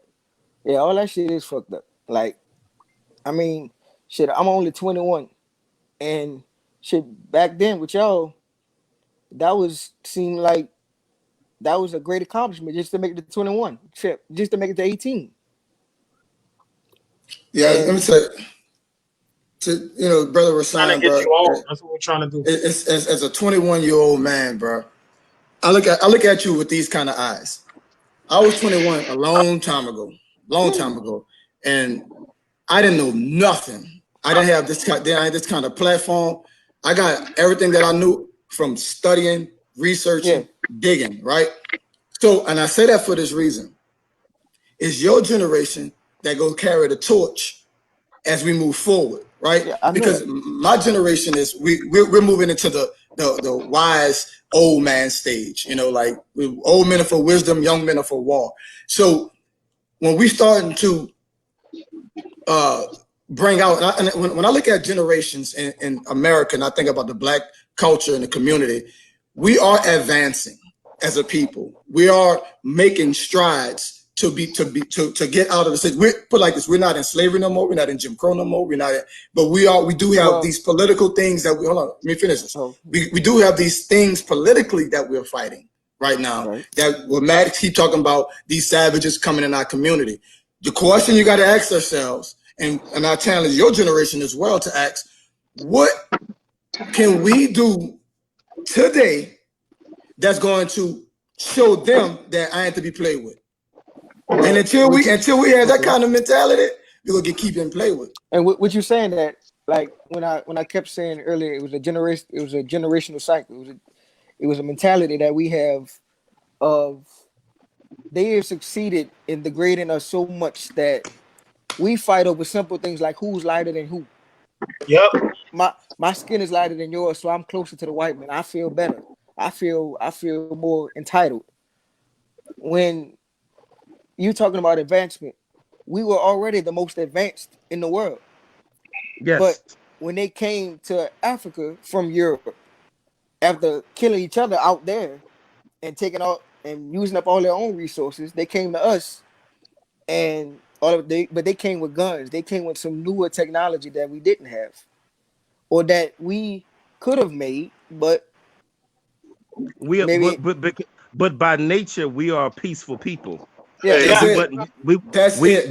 But we're painted to be we don't attack unless we are provoked naturally. If we I don't know, it's You see, Rasan, that's where I'm at right now. That's it. Let me say this. That's where I am as a black man. And then when I look at my community, there's two things. We are more reactive and not proactive. I don't like yes. being reactive to anybody that come in. Cause that means they already snuck me. That means I gotta no, No, I it's need in to the know how to beat you already from jump before we even touch. Y'all went to you St. need. Aug. Got used to that. Oh, here you go. Yes, Oh, this sir. man here. Yes, sir. Oh, this Yes, man. sir. Like we didn't get all the female. Like, okay, come on now. Hey, Come on now. Let's get back on subject. We'll talk. Yeah, man. So when I think about what I plan to do in my life and what I do in my home, I'm gonna safeguard what I got, right? And first I'm gonna start at home, and then I'm gonna start dealing with my that circle start expanding, right? So I got to know how to take care of my house first, and that's for my health, all the way down to that Thule. I got to make sure everything is in place because if I don't, then anybody can infiltrate my ranks. And once I get my house together, then I can go to the next home and to the next home, and then we have a real community. Until then, bro, we're going to continue to get, most of us, we won't even take care of our own selves. Talking about taking care of somebody else. Like, ask yourself, the way that you live in your life right now, do you see 20 years ahead of you right now? Yep. Everybody got to ask themselves that question. Because if you don't, and you gotta honestly answer. You got to honestly answer, because you got kids, you got a family, we got to make sure everything in our lives is in line, so we can actually fight this fight. It's an inside out battle. You have to, like you said, you got to make sure that your peace of mind, you as an individual, is straight. You got to make sure your family. You got to make them, like you said, your outside, your community. Then you could change the world. One man could change the world. I mean, that all it takes is one.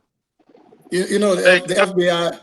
I'm sorry. Go ahead. I'm sorry. Y'all can hear me? Yeah, we can hear you. Hey, I'm sorry I'm late, y'all, but I got something to say about what I've been listening to y'all. And I think it's Jared. He had something to say, and which is piggybacking off what Isaac is saying right now.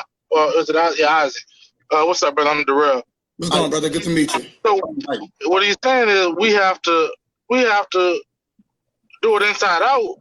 So which means exactly what Jared was saying. If we get our shit together, if we handling our shit in the hood, you know, if we handling ourselves as fathers, as husbands, you know, as a black man walking the street, making an example, then when it comes to a police officer or a white man who try to interfere, it's a lot harder to interfere with a whole bunch of brothers united.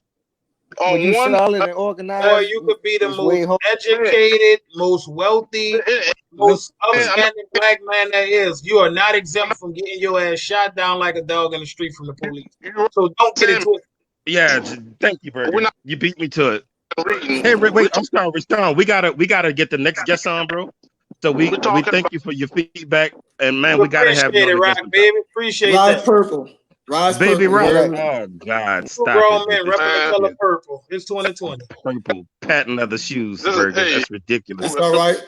Y'all, we got brother Anthony on here. I want to introduce him to y'all. He got something he wants to say. That's an Asian right there. Could y'all hear me? Yeah, we hear you, bro. We can hear you. Hey, on, baby, hey, pride, you heard me? No mercy, no excuse all day. You heard me to the bone gristle, you heard me? Robin, kick him out. Kick him out, Robin. Well, I know somebody from Go ahead, and where you went, Burger? He went to club. You went to club? Patty. Unfortunately, I'm repping my school to the end, though. That's not why we here.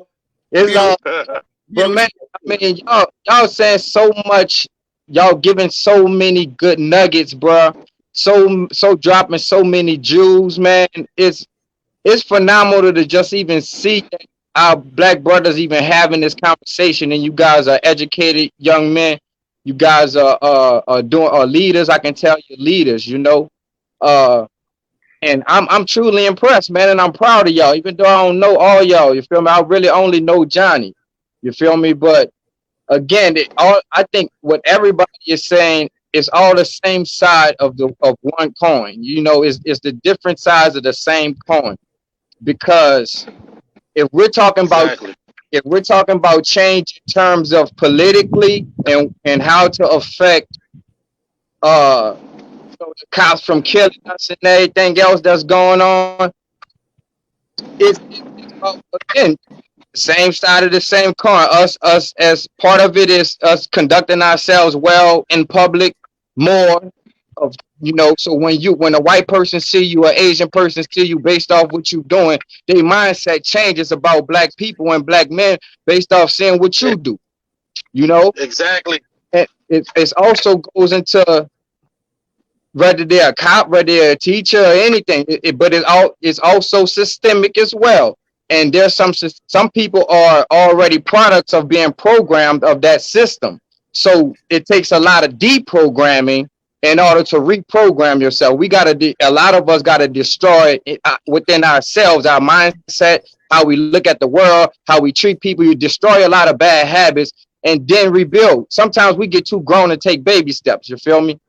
And it's sad. You feel me? Because we like I think I forgot what gentleman said it, but we have the power to change this. Yes, we can change it. Yes, it's being changed. You feel me? The only thing is, like somebody else said, I think Isaac said it, you got to start with yourself. Even Michael Jackson said it. You feel me? You got to start with you, and part of it starts with you. It's not only when we talking about building our house is part of a foundation, right? You dig? You have to have a foundation of understanding how things work in the world, period. And we live in a society where everybody wants everything right now because we got push button society. You feel me? You think it, you can Google it. You know, we used to live like that, but it represents a different mindset that people don't understand. Anything you're trying to change in life, you have to plant your seeds, you have to cultivate it, and then you reap your harvest. Too many people want to go from plant to harvest. You know, just like with this political thing. Again, we talk about in 2020. This is harvest season. You feel me? The seed was planted back in slavery days and everything else. You know how long? Did you see how long it takes for real change to happen in the world? You feel me? All these years. That's the reality of how real change happens. You feel me? So it's important that people have that understanding. So your principles are not off. So when you feel like that, hey, you don't see the change happening. Oh, we don't have, the police ain't stop killing people 6 months from now, and they have more things happening. It's gonna continue to happen. You can't give up. You can't say, hey, you know what? Fuck all that shit. Ain't no change happening. I'm not about to keep on doing this shit. You feel me? You see Reverend Al Sharpton in his sermon today, he said he been doing this shit since he was shitting Pampers. And he's still talking about the same shit. We gotta actually stand for this shit. You feel me? If we gonna try to make a change, we can't expect, results based off of, false expectations. And at the same time, we're talking about building ourselves. We have to stop letting, we have to, again, train ourselves to understand the global scale of how things work. You feel me? Too many of us in the hood, we don't have, like you said, we don't have the right mentors and stuff like that to help us understand how the world works. I don't give a fuck if you did just come home and you just did 20 years, you feel me? And you just back in society, you confused, you don't know what the fuck's going on. There are ways that you can really, kind of get on a up and up, not in a traditional sense of going to school, getting a good grades and getting a good job. Nigga, you can if you haven't lost your ability to learn, you feel me? Your ass can learn how to flip houses, nigga. They ain't gonna ask you for no background check, nigga. You want to make a quick 20 G's, nigga? Go wholesale some houses. You heard me? I don't care what your background is. You don't have to. You don't have to just be stuck. We're stuck because we choose to be stuck. A lot of niggas are lazy. They don't want to learn nothing new. You heard me? They want to keep on doing this. With that being said, a lot of us are not. Okay, hold on. A lot of us are lazy. Some of us are not. A lot of us came up because several things happened good in their life. Right. A lot of us weren't privileged to go to St. Aug. A lot of us weren't privileged enough to have and wear sweater breasts with our name embroidered and purple. A lot of us weren't privileged to that. A lot of us. I gotta stop him. You can talk about it later, but I never. We talking about something. I'm just speaking the privilege. I'm speaking the privilege. It's too much emotionalism, brother. Okay, a lot of us. A lot of us want. Okay, but seriously though, some dudes. Some of us, man, made it because we had great support systems. We had parents and stuff pushing us. A lot of these dudes got it out the mud, though. A lot of these dudes. I understand it. I got it out the mud. You heard me? Ain't nothing was ever given to me. You heard me? I'm not saying anything was given for you. I'm not saying that. I'm not saying that brothers that went to the school where they wear the pattern of the shoes and that kind of thing. I'm not saying that those brothers didn't work for what they had. What I'm saying is I have partners that went to certain schools that will remain nameless, that came from certain areas. Mm-hmm. Man, they were just underprivileged. They were a product of what they saw. This is all I see. This is the only way I see out. I understand about this plan that you have that might take a year, 2 years, 6. My family needs to eat tomorrow. Right. And so when we say a lot of brothers is lazy, that stirs something up in me.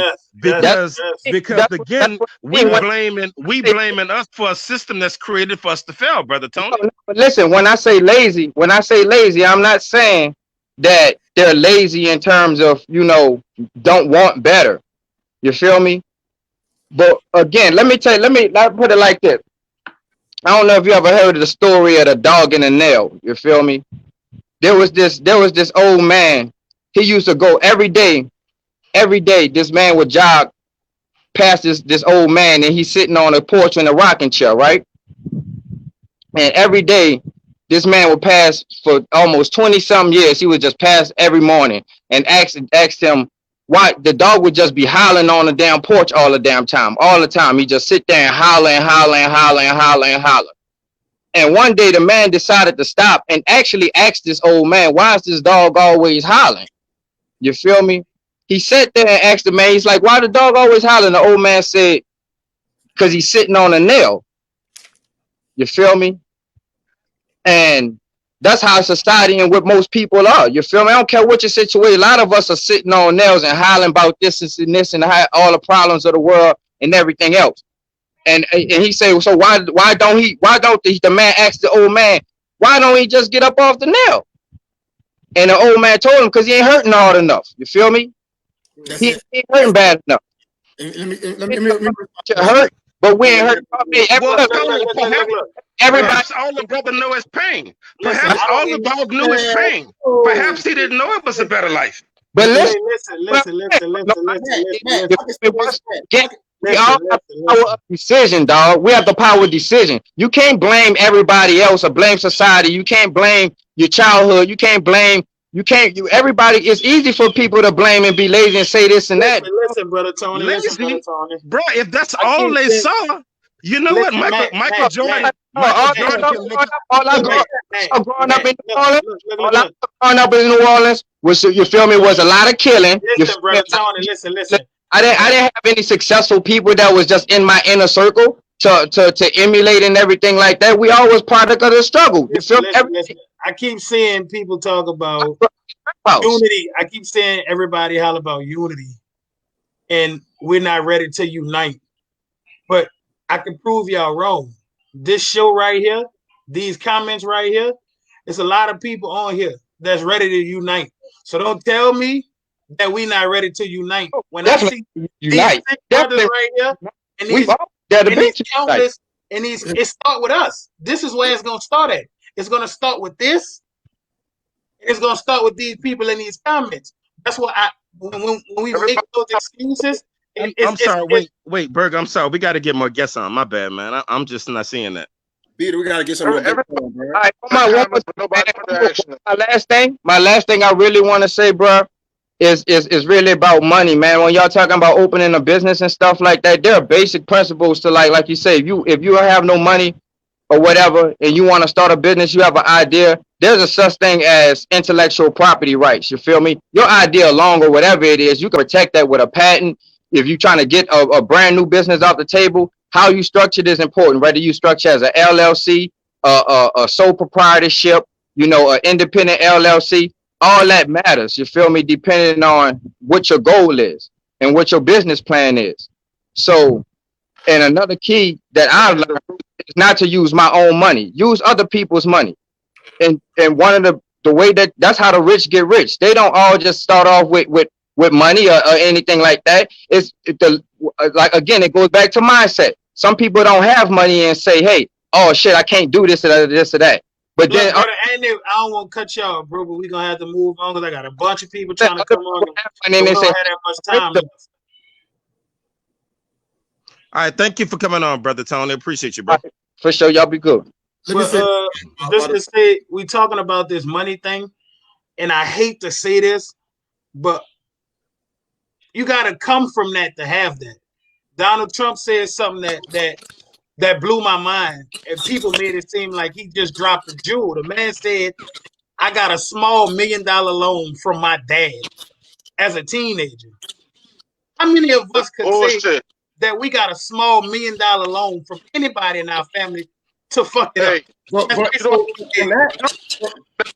bullshit. You don't have to come money to have money. So hold on, Burger.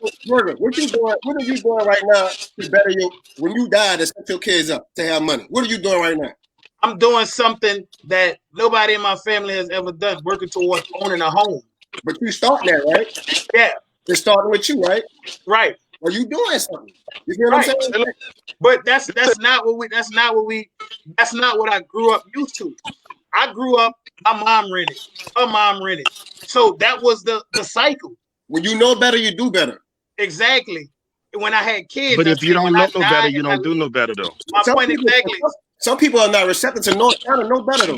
Yeah, but you saying some people, just like the brother that just got off, Johnny. I don't like when dudes like that. Well, I don't want to dudes like that, but when cats come and say, "Man, black people lazy," what the hell you mean? Are y'all serious? Some people not receptive. Those kind of talking points are the talking points that white people use to typecast us. Look what the black dude said. They said they lazy. That's bullshit. I can't hear. You got to talk one at a time. Hold on. Slow down, Johnny. We can't hear you. What I'm saying is, it's like when people say something, you're not saying all. But you gotta start taking some accountability with some black people too. Though we can't keep on making excuses. Like, and I'm saying that because of this. I am in the school system. I am trying to educate our some black people don't want to hear that. Some black people don't want to hear it. So Johnny, you can't make no excuse. You can't make no excuse for somebody that don't want to hear it, dog. Johnny, I'm a pillar. I'm a pillar of my community. I work every day. I live the American dream, and I still get racially profiled by the police. So what I'm asking, that's what I'm asking. What do we do to stop that? You keep blaming us. No, that's not stopping that. We want to hear from Sean. Say, y'all, we want to hear from Sean. Let's hear from Sean. Let's hear what Brother Sean got to say. Real quick before Sean go, to what Berger said, you say you got to come from that to get that. That is not true. Not what I said. That's not what I said. And y'all taking my words and misconstruing them. I don't like that. What I'm saying is everybody wasn't fortunate to have parents or grandparents that were fortunate to let them fuck off $1 million as a teenager and then turn around and say it was a small loan of $1 million. That was the point I was making. So just because you didn't get $1 million, you're gonna settle for what the hood gonna bring. Why not work to get your own $1 million? Don't. What are you talking about? That's not what I said. You listening to respond. You're not listening to understand, and that's the problem. Most people want to listen to give a response and not listen to understand. That's not what I said. So I'm sorry. Wait, y'all. We gotta let Brother Sean talk. Hey, Sean, I want to introduce. This is my brother Sean, man. I really want to hear what insight this brother has to have. Thank you for coming on, bro. The Alliance. My first point of all is I've never known a dog to live 20 years. Yeah, me neither. But it be like that sometimes. Never seen a 20-year-old dog in my life. All right. What I wanted to say is I wanted to piggyback off something that Ike said earlier. And he said that, well, hold up. I'm gonna go off this one. Generational curses and generational wealth. We got to break generational curses. And when I say generational curses, it's our people saying, I wanna go and get my Section 8 voucher. You know what I'm saying? This is what I'm building towards instead of owning my own stuff and working towards financial freedom, stuff like that. My second thing is curriculum matters, bro. Curriculum really matters because in our public schools, we are being taught as status quo. There are not many trades being taught. You lucky to get a wood class in New Orleans public schools. You know what I'm saying? And that type of stuff allows these kids to have other options, because every child doesn't want to go the academic route. Like Ike said, you got to go with what these kids are good at, man. And another point, I'm just giving some quick points. These brothers that's in the hood that's selling drugs, they possess more than they know. They possess the entrepreneurial trait. Because guess what? If I can go and buy some work, flip it, and then re-up, I can do the same thing on a legal scale. Yep. Saying I can go and buy properties. I can go and buy X amount of this, X amount of that, and do it the right way because I possess that trait. But nobody's taught them to say, all right, you possess the entrepreneurial trait. You can use it towards your good instead of using it to your detriment. You know what I'm saying? So what do y'all think about that? Let me talk on. I want to make. Go ahead, Ike. Let me make a few points. I want to respond to Sean and to stay on task. One thing that we keep talking about over and over and over, like, is a system. It's a system. We got to really understand there's a system. So all of us, I would say, at some level, are musicians or have been learned how to play an instrument. You didn't jump on your axe winging. You have to go through a process to get good at what you learn. You needed a mentor to teach you how to get good at what you're doing. And then what you continue to do was practice and practice and practice until you got good at what you was able to do. We right now act like we want something to happen overnight, and that don't happen when you start talking about reform and change. We're dealing with a system that's affecting us, that's designed to cripple us. So now that we are aware of that, the next thing to do is to fight against the system, right? So there's different ways that you can fight. You can claim sovereignty. You know, sovereignty is like, I'm not under y'all system no more. I'm gonna claim I am my own human being. I don't want to be a part of none of this that y'all have, but I am sovereign to this land. I was born here. That's a right that you have. And most people don't understand those laws. So when I go back into what we're talking about, what was the last thing you said, Sean? The last point you brought out? I want to address that. About the curriculum? Oh, no, the entrepreneurship? Yeah, drug dealers. And this is one of those topics that a lot of people don't want to rock with me on, but I don't really care. But throughout society and throughout life, it was the drug dealers, the people that were selling hooch and all the other stuff that funded the black community to get where it was going. So you got to educate people on what the big picture is. So a lot of people don't understand the big picture, so they fight the small problems. When you start understanding big picture, then you understand, okay, this is my role to get us from out of this situation. Most people that have lost hope, they lost hope because no one has taught them. They haven't seen anything else. But when you, like, if I gave you chicken every day of your life, you think chicken is the greatest thing on to slice bread. But if I gave you that's all you've been exposed to. But when I expose you to something else, now you have a choice to say, okay, I like steaks and I don't like chicken. So our problem is not laziness. Our problem is not that we don't want to do. Our problem is lack of exposure. And like right now, one of the things that I have with Black Friday Business Initiative is shadow a business owner. Because what I believe is that if you don't see it, you can't be it. It's just like you got to see someone doing something. Because what I mean by that, in your house, you heard mom and daddy saying, I got to go to work. I got to go to work. So you was trained from a child to say, I got to go to work.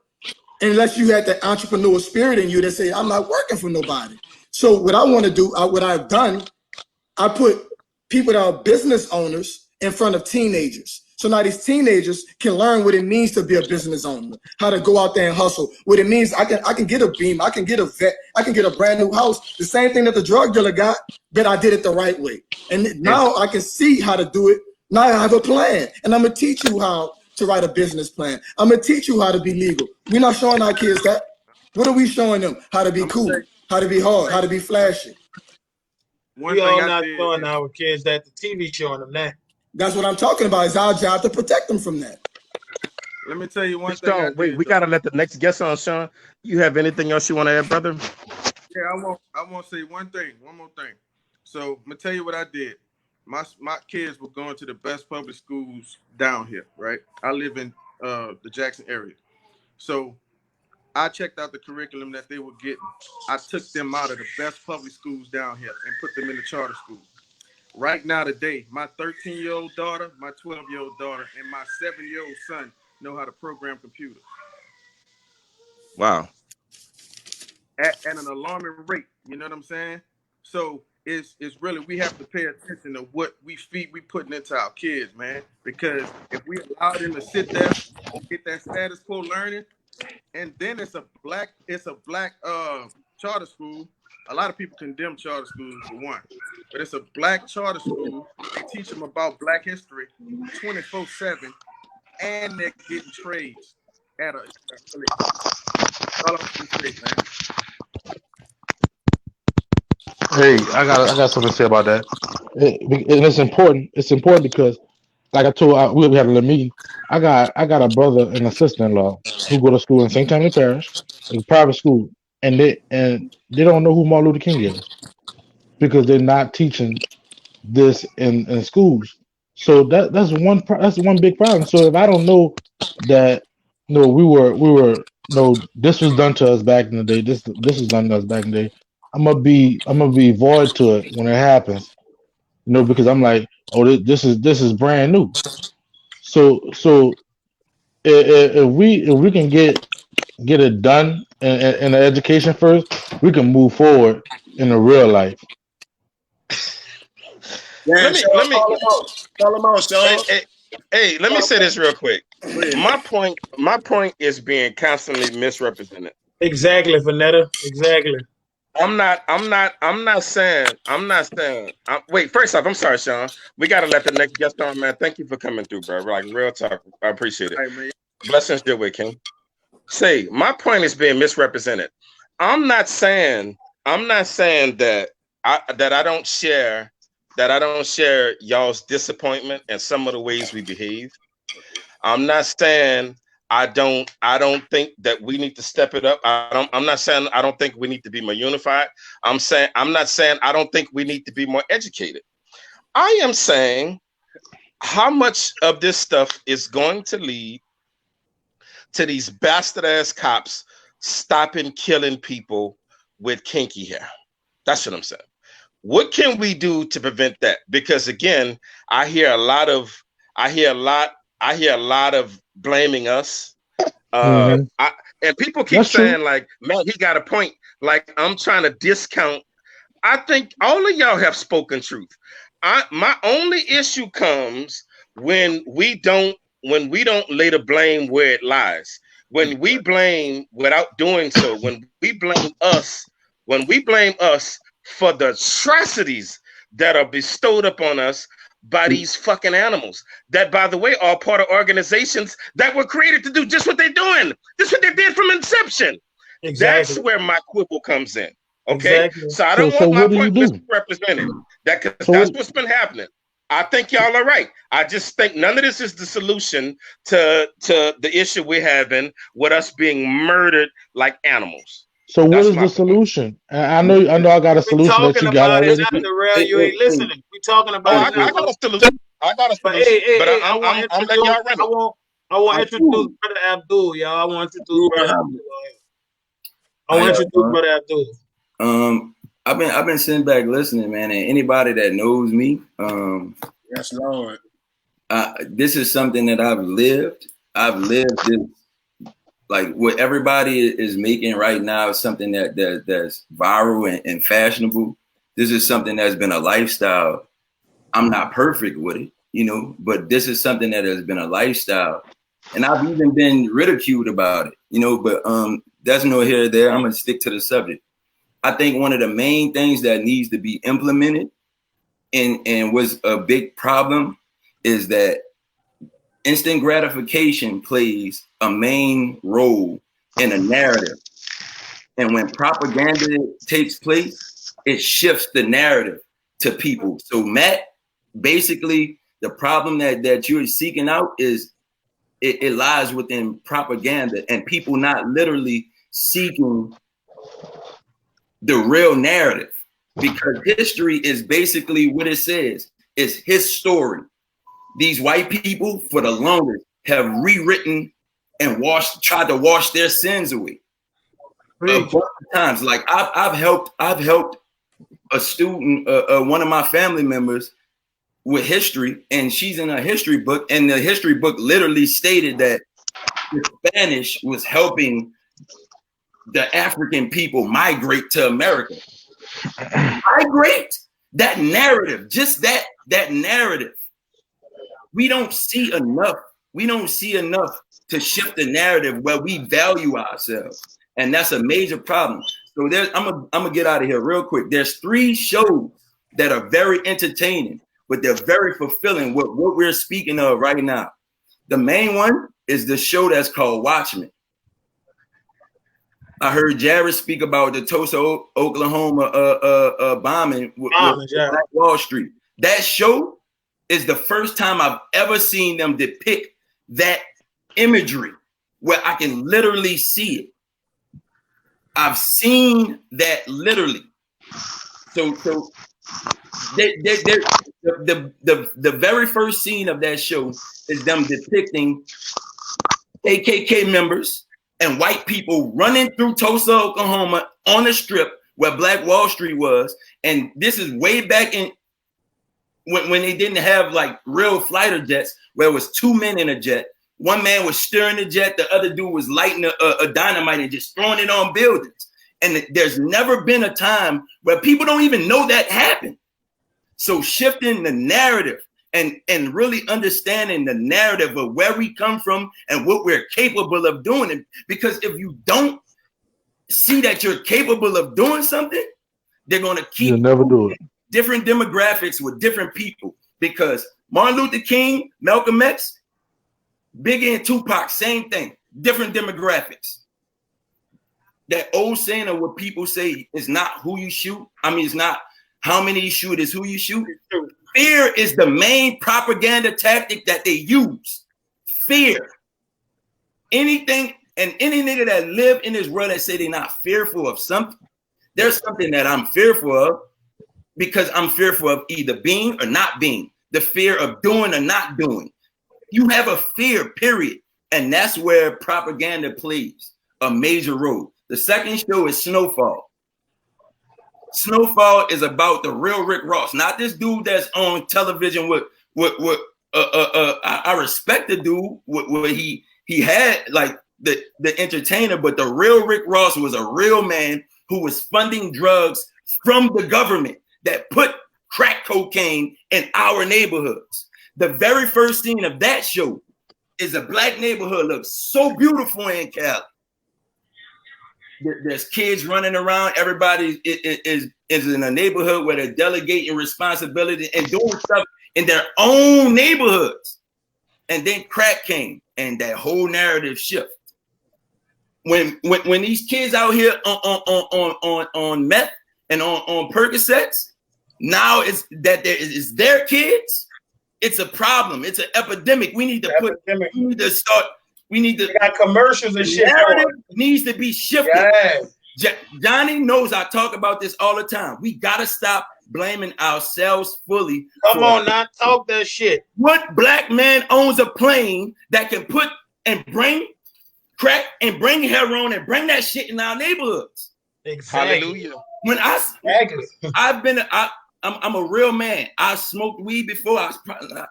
It is what it is. When crack hit our neighborhoods, they didn't know that it was gonna tear the neighborhoods up like it was. They thought it was just like weed. Let's smoke, get out, let's party.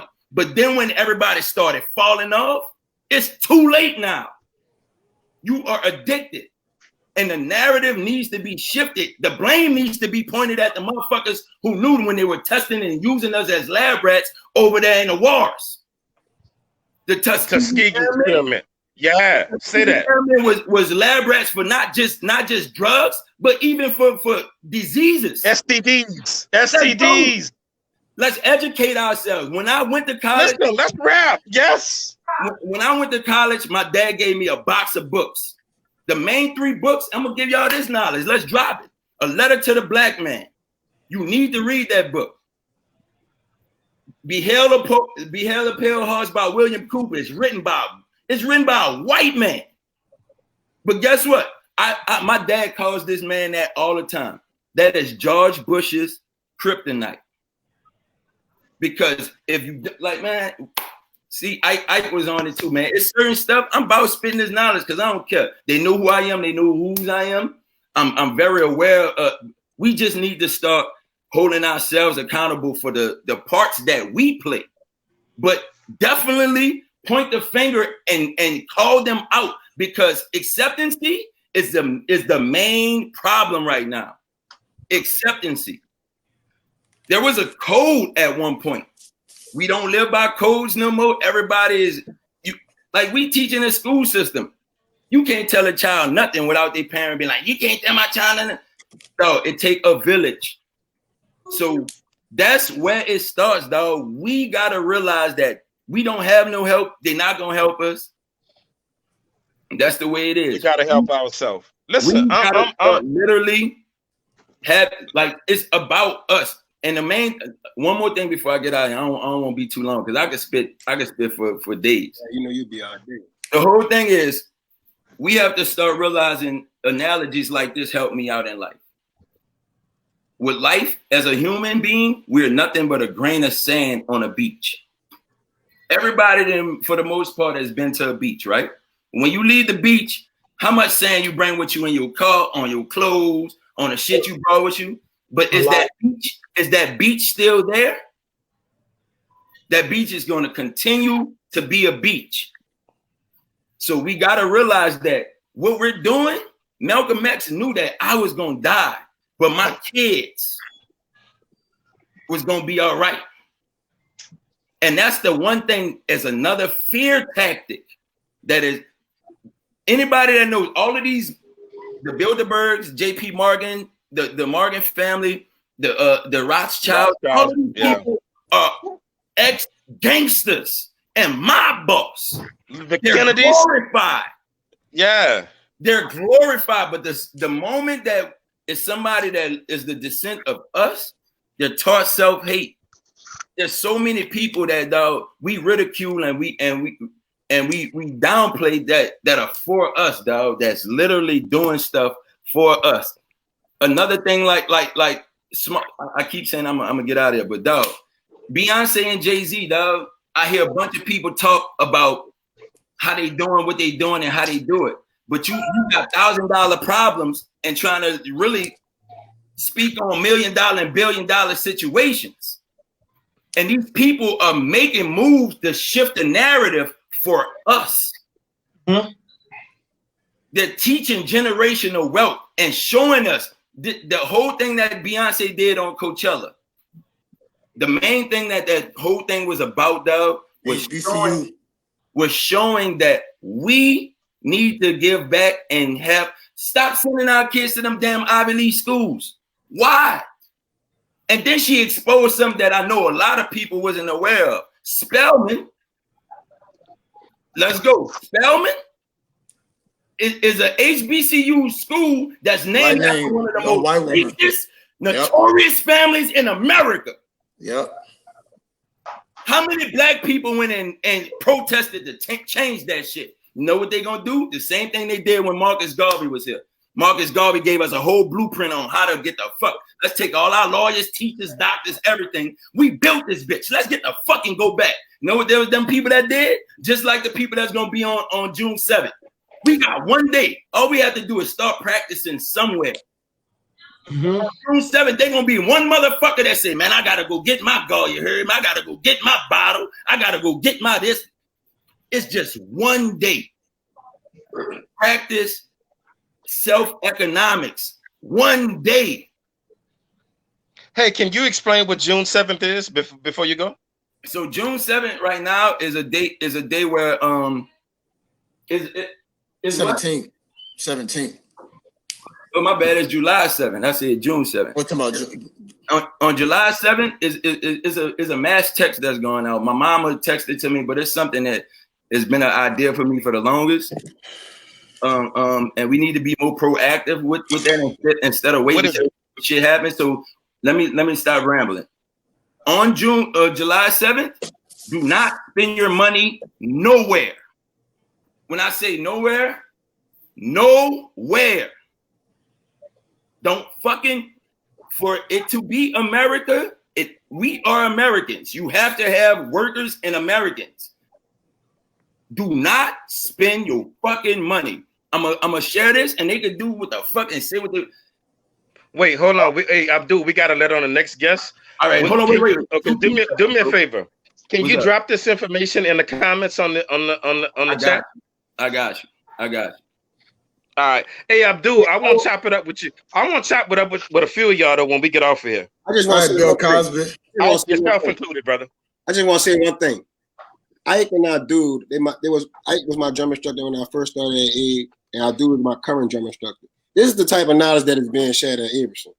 We have debates. Let me tell y'all something. We have debates. Y'all don't know. Stop recruiting. We really have debates. Like, I guess we get into it. We start like we really have debates. But at the end of the day, the stuff that we preaching them kids needs to be heard. All right, Bill Cosby, it was good having you on the show, man. Hey, whoever said that? That was Ike. That was Ike? Yeah. Bro, I know you want to leave me. I refuse to let you go. Have to face ass. Boy, why you getting the mushrooms off of my brother? Hey, good seeing you, brother. All right, Abdul. Please, bro. Hey, blessings your way, King. That dude. Hey, Johnny, how the hell you around all these talented, wise brothers, and you still an ignorant Negro? Gee, that is the problem right there. You've been around Abdul and Isaac. Let me tell you something. Wow, what's that, dude? What's that, Mr. Cheeto? We got the kid in this bitch, you heard me? Man, fuck the key. We got the bitch, you heard me? Hey, I was there when we took St. Nord off the map, you heard me? Oh, good. So fuck that all too. But look, that's the school I went to, but my education came from the world, you heard me? But before it came from the world, it came from my grandmother and my mama and my mama. You know what I'm saying? And I'm talking about like my great grandmother. You know what I'm saying? But this the thing, bro. Ignorance of the law and history is no fucking excuse. And the reason why I said that, bro, because not too many people read the Constitution. Not too many people deal with the Bill of Rights. Not too many people deal with the federal papers. Not too many people go over the so-called amendments of the United States. And what they're doing is, bro, I hear everybody keep on saying about the motherland, Africa. Let me tell you something, bro. The whole motherfucking earth is our mother. Straight up. You see what I'm saying?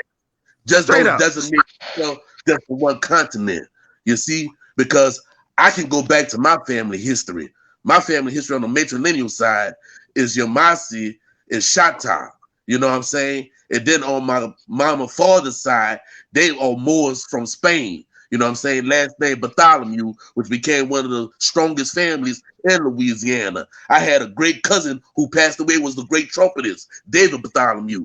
Most of all my family built the houses in the 7th ward, 8th ward, and the 9th ward. You heard me? You dig? But see, what they're not doing is, once you be confined in the Christian school system, they only give you so much of information.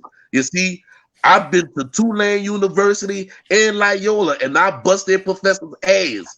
Mama D, if y'all know who Mama D is, the heart of the 7th ward, she brought me to Tulane when they had a brother was talking about constitutional law, and I bust his ass because we talking about, the 14th Amendment. I said, tell the people how the 14th Amendment made so-called Negro, blacks, colored, or African American, which is the same fucking thing, second-class citizens. He was like, I was like, yeah, tell them the truth, because the only person that was dealing with the United States Constitution that was a first-class citizen, don't take my word for it. They said you had to be a white male at the age of 21 with owning slaves.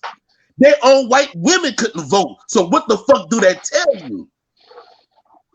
But see, they're not going to tell us that. And another thing that they're not telling you is that when the United States became a corporation in 1871, In 1933, they had the Bankruptcy Act. Don't take my word for it. I hear a lot of people talk about economics, but right there, in that Bankruptcy Act, it says that the United States has been bankruptcy and they didn't have no money. So what the fuck we got in our pocket? You got people them talking about they lose homes. Hold on. You go to the closing of the act of sale, you're paying for the house, and then I go to the meeting that was at Corpus Christi because it was talking about raising up the people property taxes in New Orleans. Here you have people that been there for 8 decades. 8 decades, meaning at 80 years of age.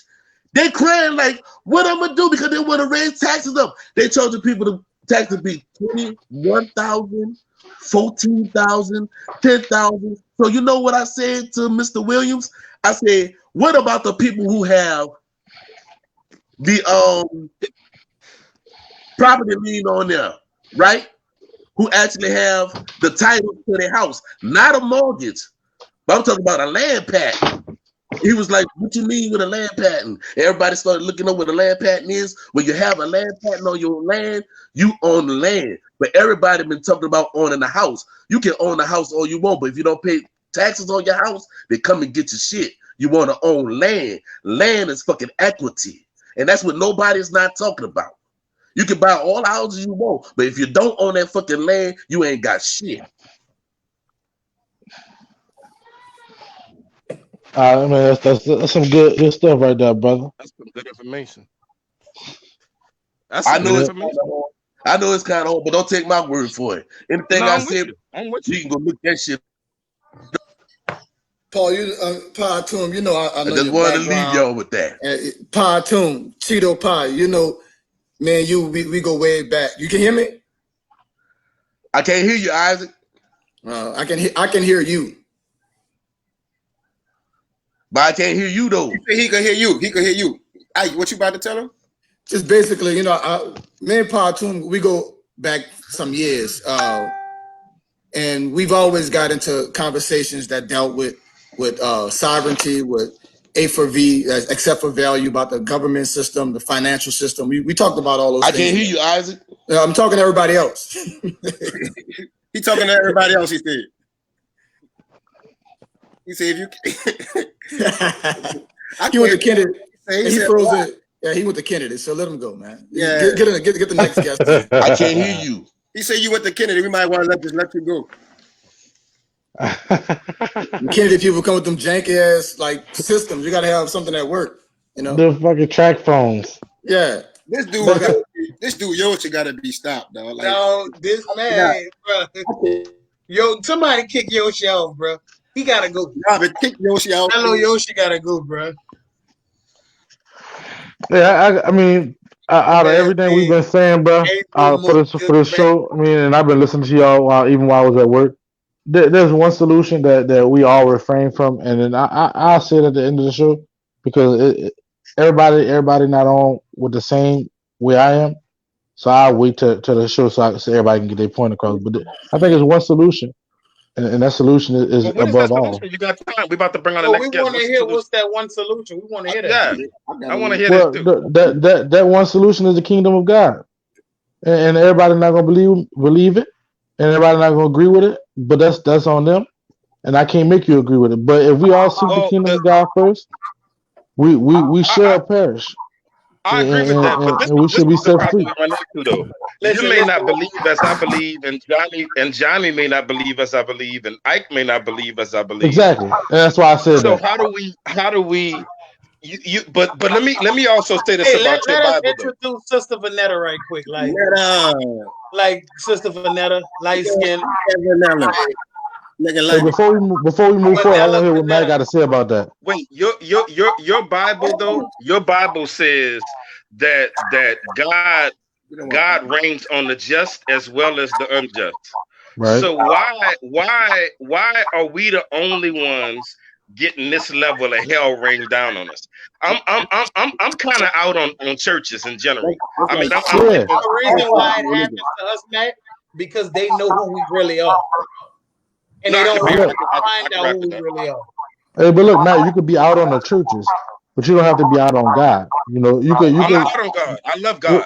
Okay, yeah, Period. perfect. I just wanted to verify that. I'm out on Yeah. churches too. I don't.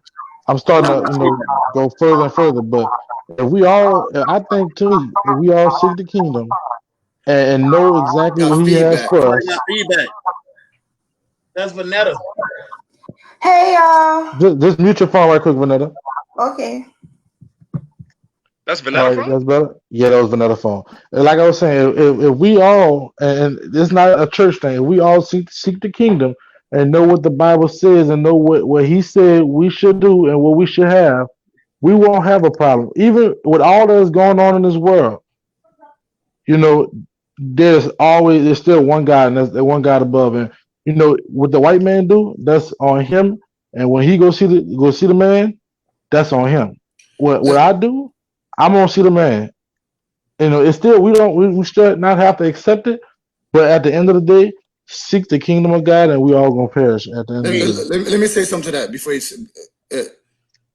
I'm gonna have some pushback on that, and the reason Okay, why I push back on that, and it's not like a hard push. gotcha. I got you.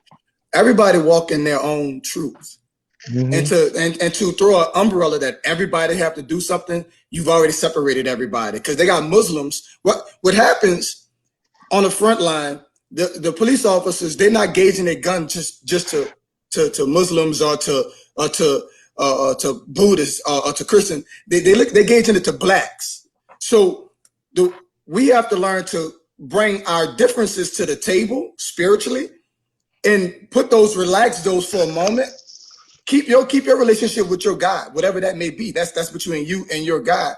But our biggest cause on this planet, we have to unify it, cross religious lines. We have to, and political lines, and any other lines, feminine, masculine, homosexual. We got to cross all of those lines because the more we divide it, the more we go stay separate. We got to kill that notion, bro, because that's how we push people away. Because just imagine this, and I'm not attacking you. I'm only saying you made that statement, and they got somebody that's online that's a Muslim. How you think they feel now? They feel like, what? I'm not a part of this movement because that's not the way I'm going. And that's the problem we have. We got to bring everybody Because together. before you say what you gotta say, then we gotta pray to your God. Then I feel ostracized. I don't know. Let me tell you something else. Your Bible says. Your Bible also says, Darrell, first natural, then spiritual. What are the natural solutions to this? Let's talk about let's get our And religion. look, before you go, Johnny, one thing. If you look at it, everybody has different objectives and gods, like you said. All of them at the end of no, I'm not gonna say that. Never mind. Go ahead, Johnny. I'm not gonna because look, I'm gonna go too far, and I Darrell, don't want to offend anybody on here. let me tell you something. I know that's Let not Vanetta about religion. speak. Let Vanetta speak. Hold on. Come on, man. I got one solution right Come quick, through, Vanetta. Matt, I got one solution. The fight might not happen while I'm still living, but I hope it happens when my children are. It's a long battle. That's all I'm going to say. It's a long battle. Go ahead, Vanetta. Cause y'all know. Woo, child. Hey everybody, what's up? What's going on, What's baby? up, Vanetta? How you doing, beautiful? First of all, I want to thank each and every one of you guys. As a member of the New Orleans Legacy Association of Bands, I am so excited about this conversation that we could get black men together to speak up about their truths and what they're experiencing and how they feel. I see all sides of it. Brother Darrell coming with the whole religion thing. I'm a church kid, y'all. I'm a gospel head. I'm a church kid by foundation. Okay, because that's a very important word that I heard tonight about foundation. And I take nothing from that because it has shaped me and molded me and allowed me to see.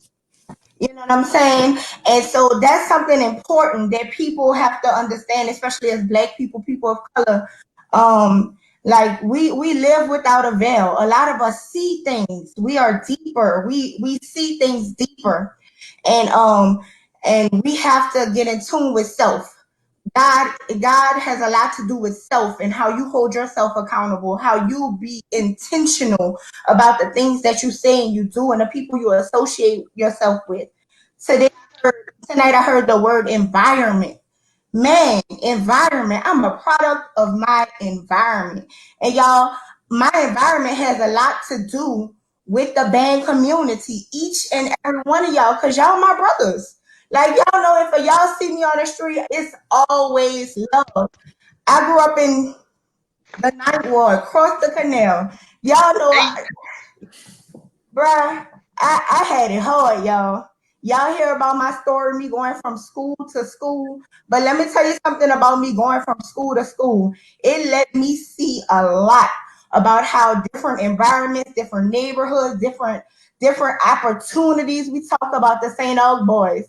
Those St. Aug boys, that is a brotherhood that you cannot break no matter what. They love their brothers because they were taught that.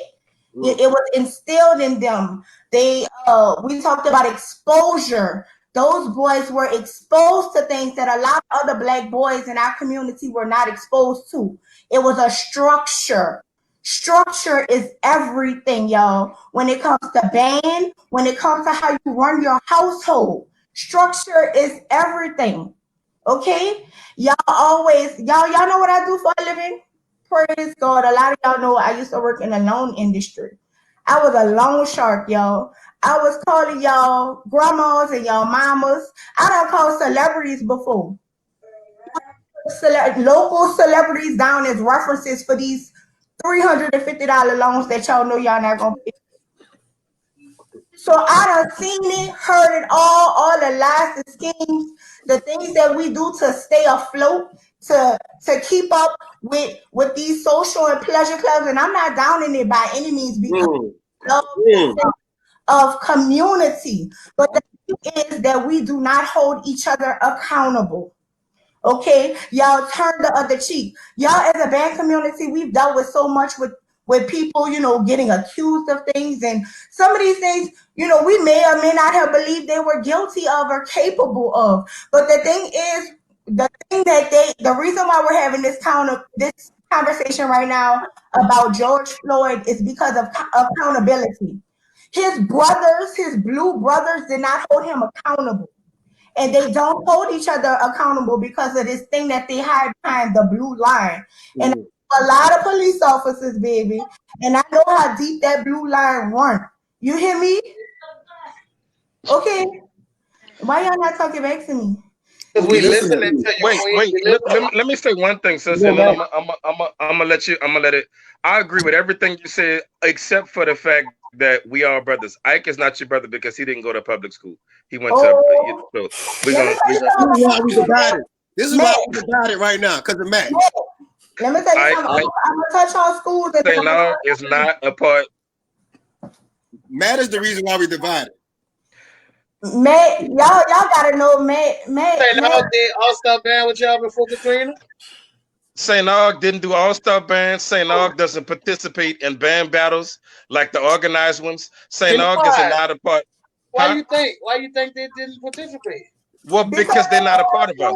They don't sit at the table and eat with us because we're not. So Vanetta, I agree with everything you said except that part.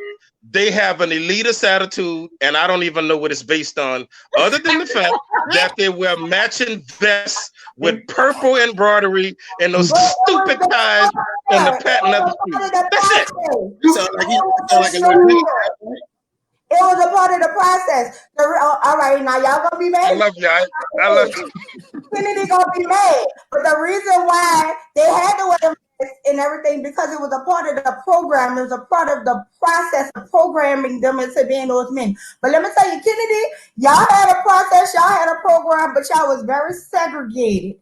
It was a big difference between the haves and the have-nots.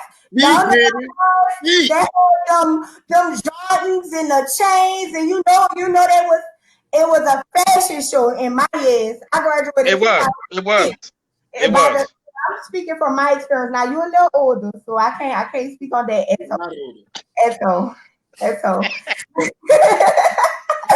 But anyway, back to the schools, y'all. So now my new job is I am the data and enrollment manager and a front office assistant at Phyllis Wheatley Elementary School. And y'all, dealing with some of these parents, it will make you want to fight them, jump over the counter. Y'all know I'm the urban auntie, whatever y'all want to call me, but I love y'all. Like I really want to see y'all do better. Any of y'all know y'all look at me crazy, but I'm like, bro, get your life. I know a few bad heads know me that I had to call them like, what's going on with you?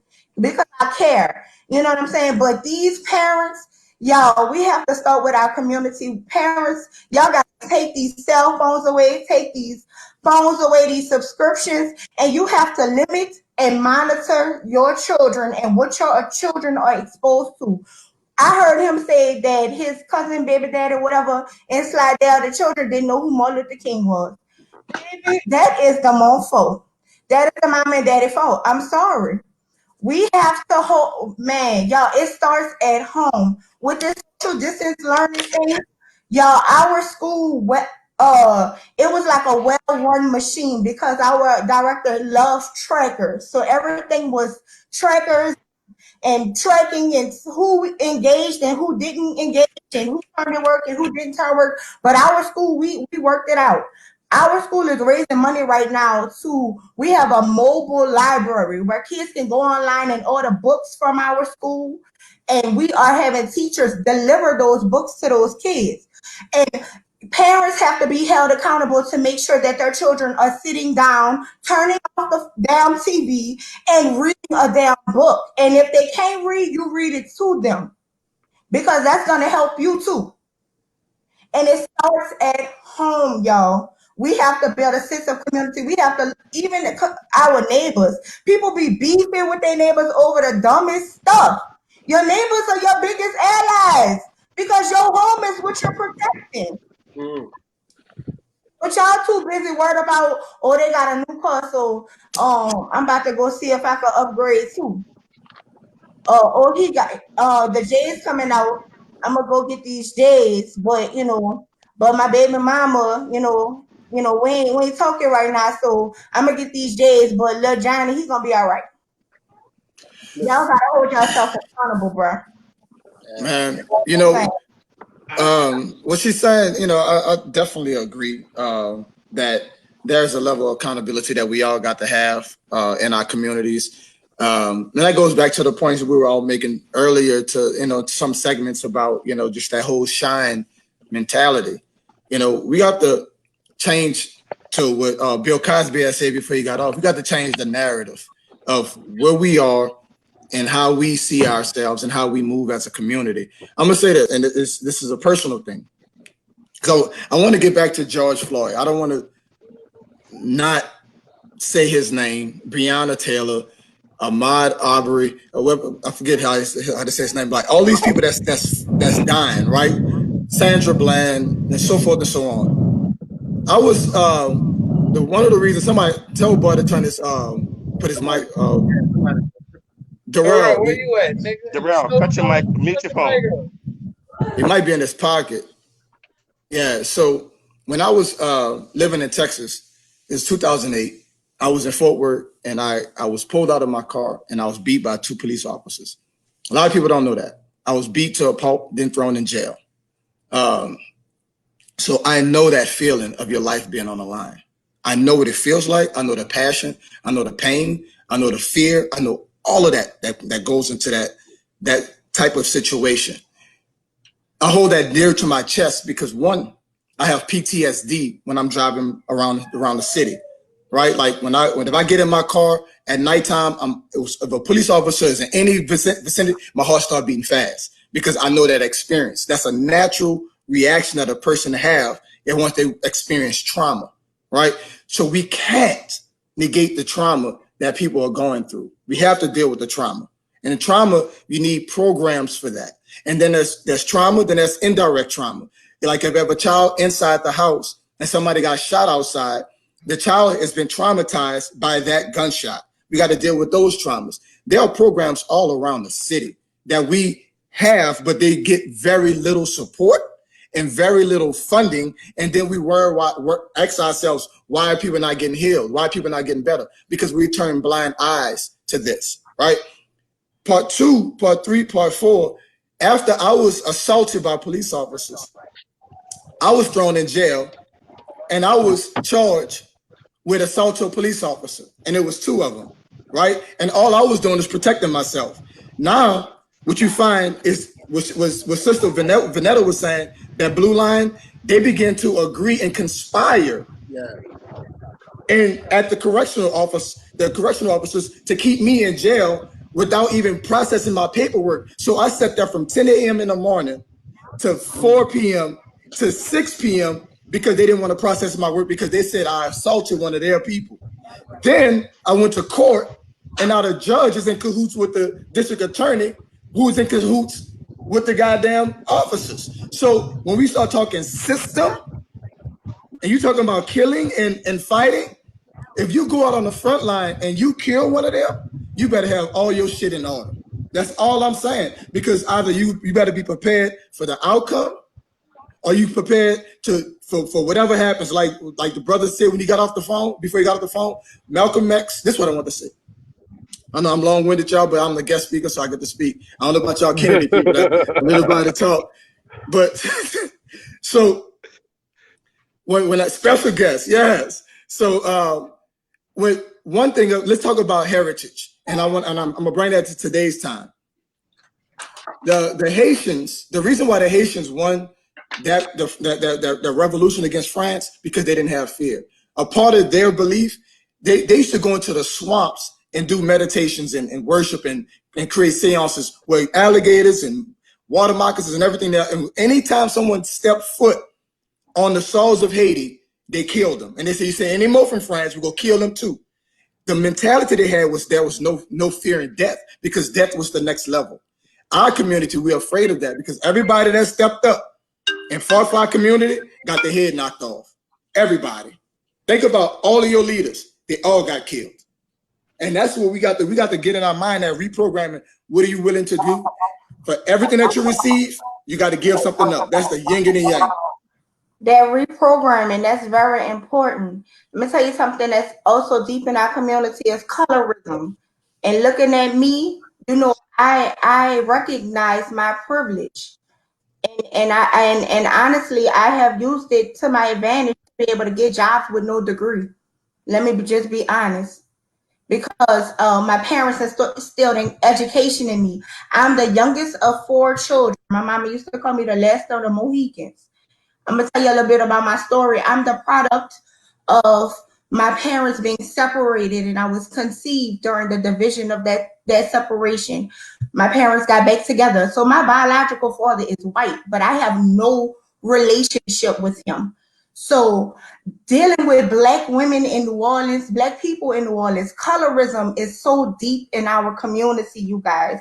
We have to break that, because you look at people, but when a white man look at me, I'm still a nigga. I might could, work in his office. I might can, he might let me babysit his children. I'm still a nigga. So I remember, y'all, everybody knows the reason my connection to Minneapolis is my parents went to college in Minnesota. My brothers and sisters also went to that private white college in Minnesota, because my parents had college roommates from the 9th Ward that got a scholarship to that school, and they became very close. That's how we got to New Orleans, because when my parents graduated from college, they followed their friends. So that's why I'm first generation New Orleans. I see so much, women are so evil and mean to each other about, long hair. I don't give a damn about none of this, y'all. Y'all know, y'all don't see me chop off my hair. People who know me for years, it doesn't mean anything to me. You know what I'm saying? We have to change our mindset. We have to change the way we look at people. But going back to Minneapolis, y'all see me share a church called Fellowship Missionary Baptist Church. Today, those women got together and lined up the hallways and opened the church and had everything you could need that was essential. Those people in Minneapolis have a sense of community that New Orleans does not have. And that's one thing that I do miss about that area. But it just was New Orleans, y'all just pull me back. I don't know what it is, but cool. I'm done. Y'all can sidebar and talk about me. Yoshi, let me tell you something. Next time I see you, I need my round because you ignorant. You said that this gonna be another story. Y'all, if y'all know me, my story is deep and I'll tell you my story. I'm very transparent about my story and my experiences. And that's why I hold people accountable because it's important. It's important. I'm gone. All right, people. We didn't actually been on about 2 hours and 45 minutes. Yeah. And so we got to close this one out. But all in all, man, it's been like great dialect. And the thing I like is the fact that we disagreed, but we remain. Yeah, Dialogue. You with the Kennedy? well, Dialogue. but we, no, we did dialogue, Dialect is what people. It's the way they speak. Dialogue is communication. Keep going. yeah, we did dialogue, but on many points, on quite a few points, we sat on opposite sides of the spectrum, but we did so respectfully. The one thing I enjoy about this all is I think we all want the same things. We all sick of black people being oppressed. We all want liberation for black people. We may all have different routes that we think we should take to get there, but what makes my heart smile is the fact that we all want the same thing. So it has been a pleasure to have been on with you righteous brothers and the righteous sister that came on. I really appreciate it. That's my closing remarks. What y'all have to say? I'll go.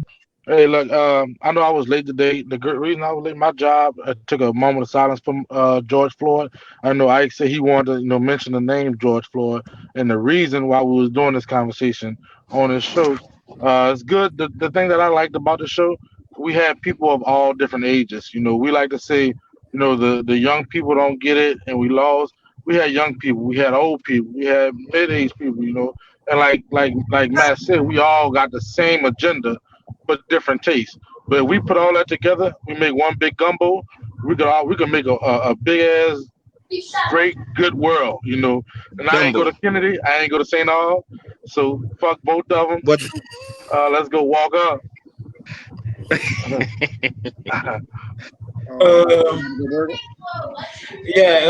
just want to touch on something. We didn't get to touch on it tonight. I do not forgive Drew Brees for what he said. Yeah. I do not accept his apology. No. Do not accept his apology. And it's based on the fact that as black people, we are way too forgiving to the wrong people. When people say something twice, we should most definitely listen when they say it the first time also. Drew Brees He spoke with passion and from his heart. He never changed his stance. This is not like this is his first time saying it. This is his second time saying it. And his second time, after watching the video of George Floyd and the platform that Drew Brees have, them comments should have never been made. If he watched that video and shared a locker room with people that look like me and you, that should have never came out his mouth. Because let's keep it a buck. They still haven't forgiven Michael Vick for fighting dogs. Those black people that he worked with are ends to means, but the issue with Drew Brees is that people of his ilk lack the ability to feel empathy and sympathy for us. We want that from us when they relish in seeing that. They love seeing that kind of thing. They love seeing us suffer. They don't feel any kind of way remorseful seeing that brother die like that. His point was, I don't give a damn what happened. The flag is more important. The anthem is more important than any black life. So let's not lose sight of that. Hey, real quick before you go, stand up, and that's what it is. I want to say one thing about that before you go. I want to say that. Look, I don't think Drew Brees, and y'all might say I'm being a Who Dat fan, but I don't think Drew Brees is racist. He did make the wrong comments at the wrong time. I think he just did a bunch of racist shit. He was thinking it from a different perspective. He never said, and every disagreement is not a damn argument. He never said that what the cops were doing was wrong. He said the reason for him and not kneeling for a flag is for his personal reason. What's wrong with that? Hey, we gotta end this. The point. We're gonna be here all night. He made I wish he'd have said that earlier, Darrell. He made I it sure about wish he'd him. said that earlier. He made it about him. It wasn't about him. But that's like all lives matter. People showing up to Black Lives Matter rally. It ain't about y'all, bro. We talking about us right now. And until if you not with us on the same page with us, then you against us. Yeah, and that's we got the we got to stop trying to excuse racist shit that these bastards saying about us. We got to stop trying to excuse that away. But he never said nothing about us. He gave one reason on why he wouldn't do it. But that's another. I'll chat with you, Matt, on that. Hey, so let's do it. My closing remarks is, man, let's keep fighting this fight, man. Let's get educated. Let's educate each other. Like, I believe that if we can educate each other, like this dialogue that we had tonight, this is some value. I don't feel like nobody said was wrong. You know, I don't feel like nobody said was wrong. I think people have different perspective of things, but I don't feel like nobody said was wrong. Let's keep fighting the fight. If we go fight this fight, we may take some licks. Let's get that out the way. We may take some licks. You know, we may not even be here to see the outcome of this fight, but we got to keep fighting this fight. But we have to instill that into our children so they can instill it into their children. Berger, you said something today that a lot of people something about breaking a cycle. You breaking a cycle when you say you about to own your house. You know what I'm saying? Let's break the cycle. We break out. I got my house. I'm trying to save for my kids for education. Let's break the cycle. It might not happen today, but it will happen if we continue to do this. Let's keep pushing. Wait, All right.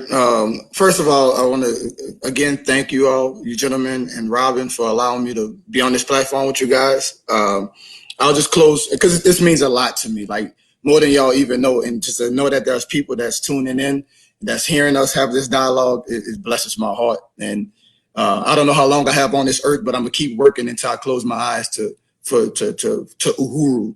But I want to talk on a few things. As I mentioned, as I started, was like the topic was empower our community towards lasting change, and that's what I've been sticking on all day. There are things that we can talk about offline because I don't want to talk about my business with the whole world, and I don't need that recorded. But for lasting change, we have to change our mentality and our approach to the enemy that we're fighting.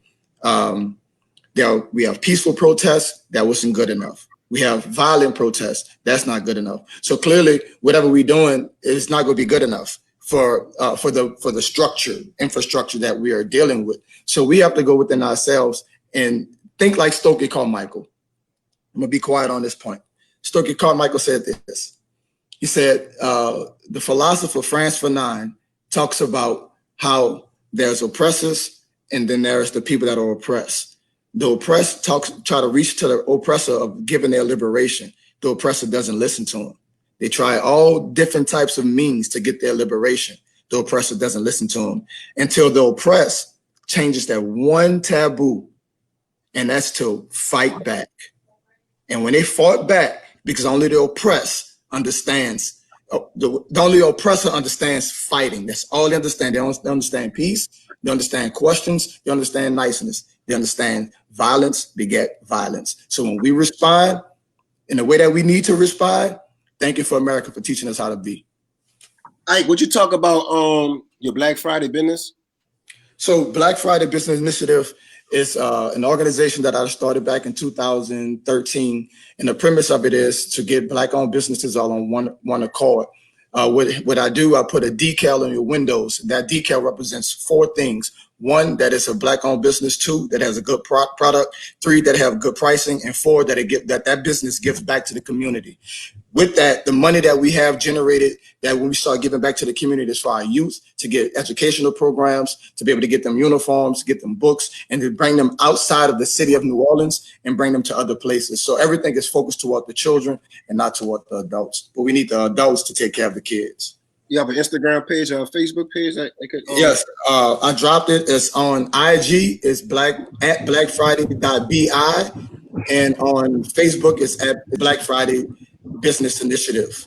And also I have a show just like this one is on the same platform. It's called Parlay the Morning After, and it's myself and a sister who's an attorney. We talk about Black relationships on how to better us, because you can't fix the world if your home is tore up. So that's one platform that we're dealing with was Black love, because I think Black love is the greatest love on the planet because it defies all the odds.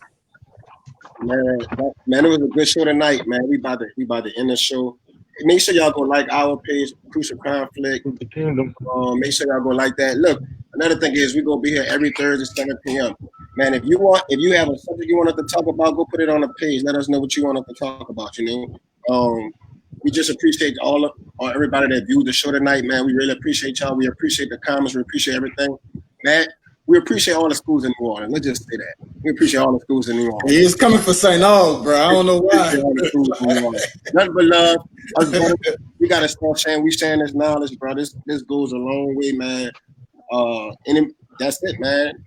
It can't stop tonight. Don't stop tonight. I'm always open for discussion. Anytime. Hit me up. Let's rock. Can't stop Brady tonight. is still the GOAT. Let's put Tom Brady is the same.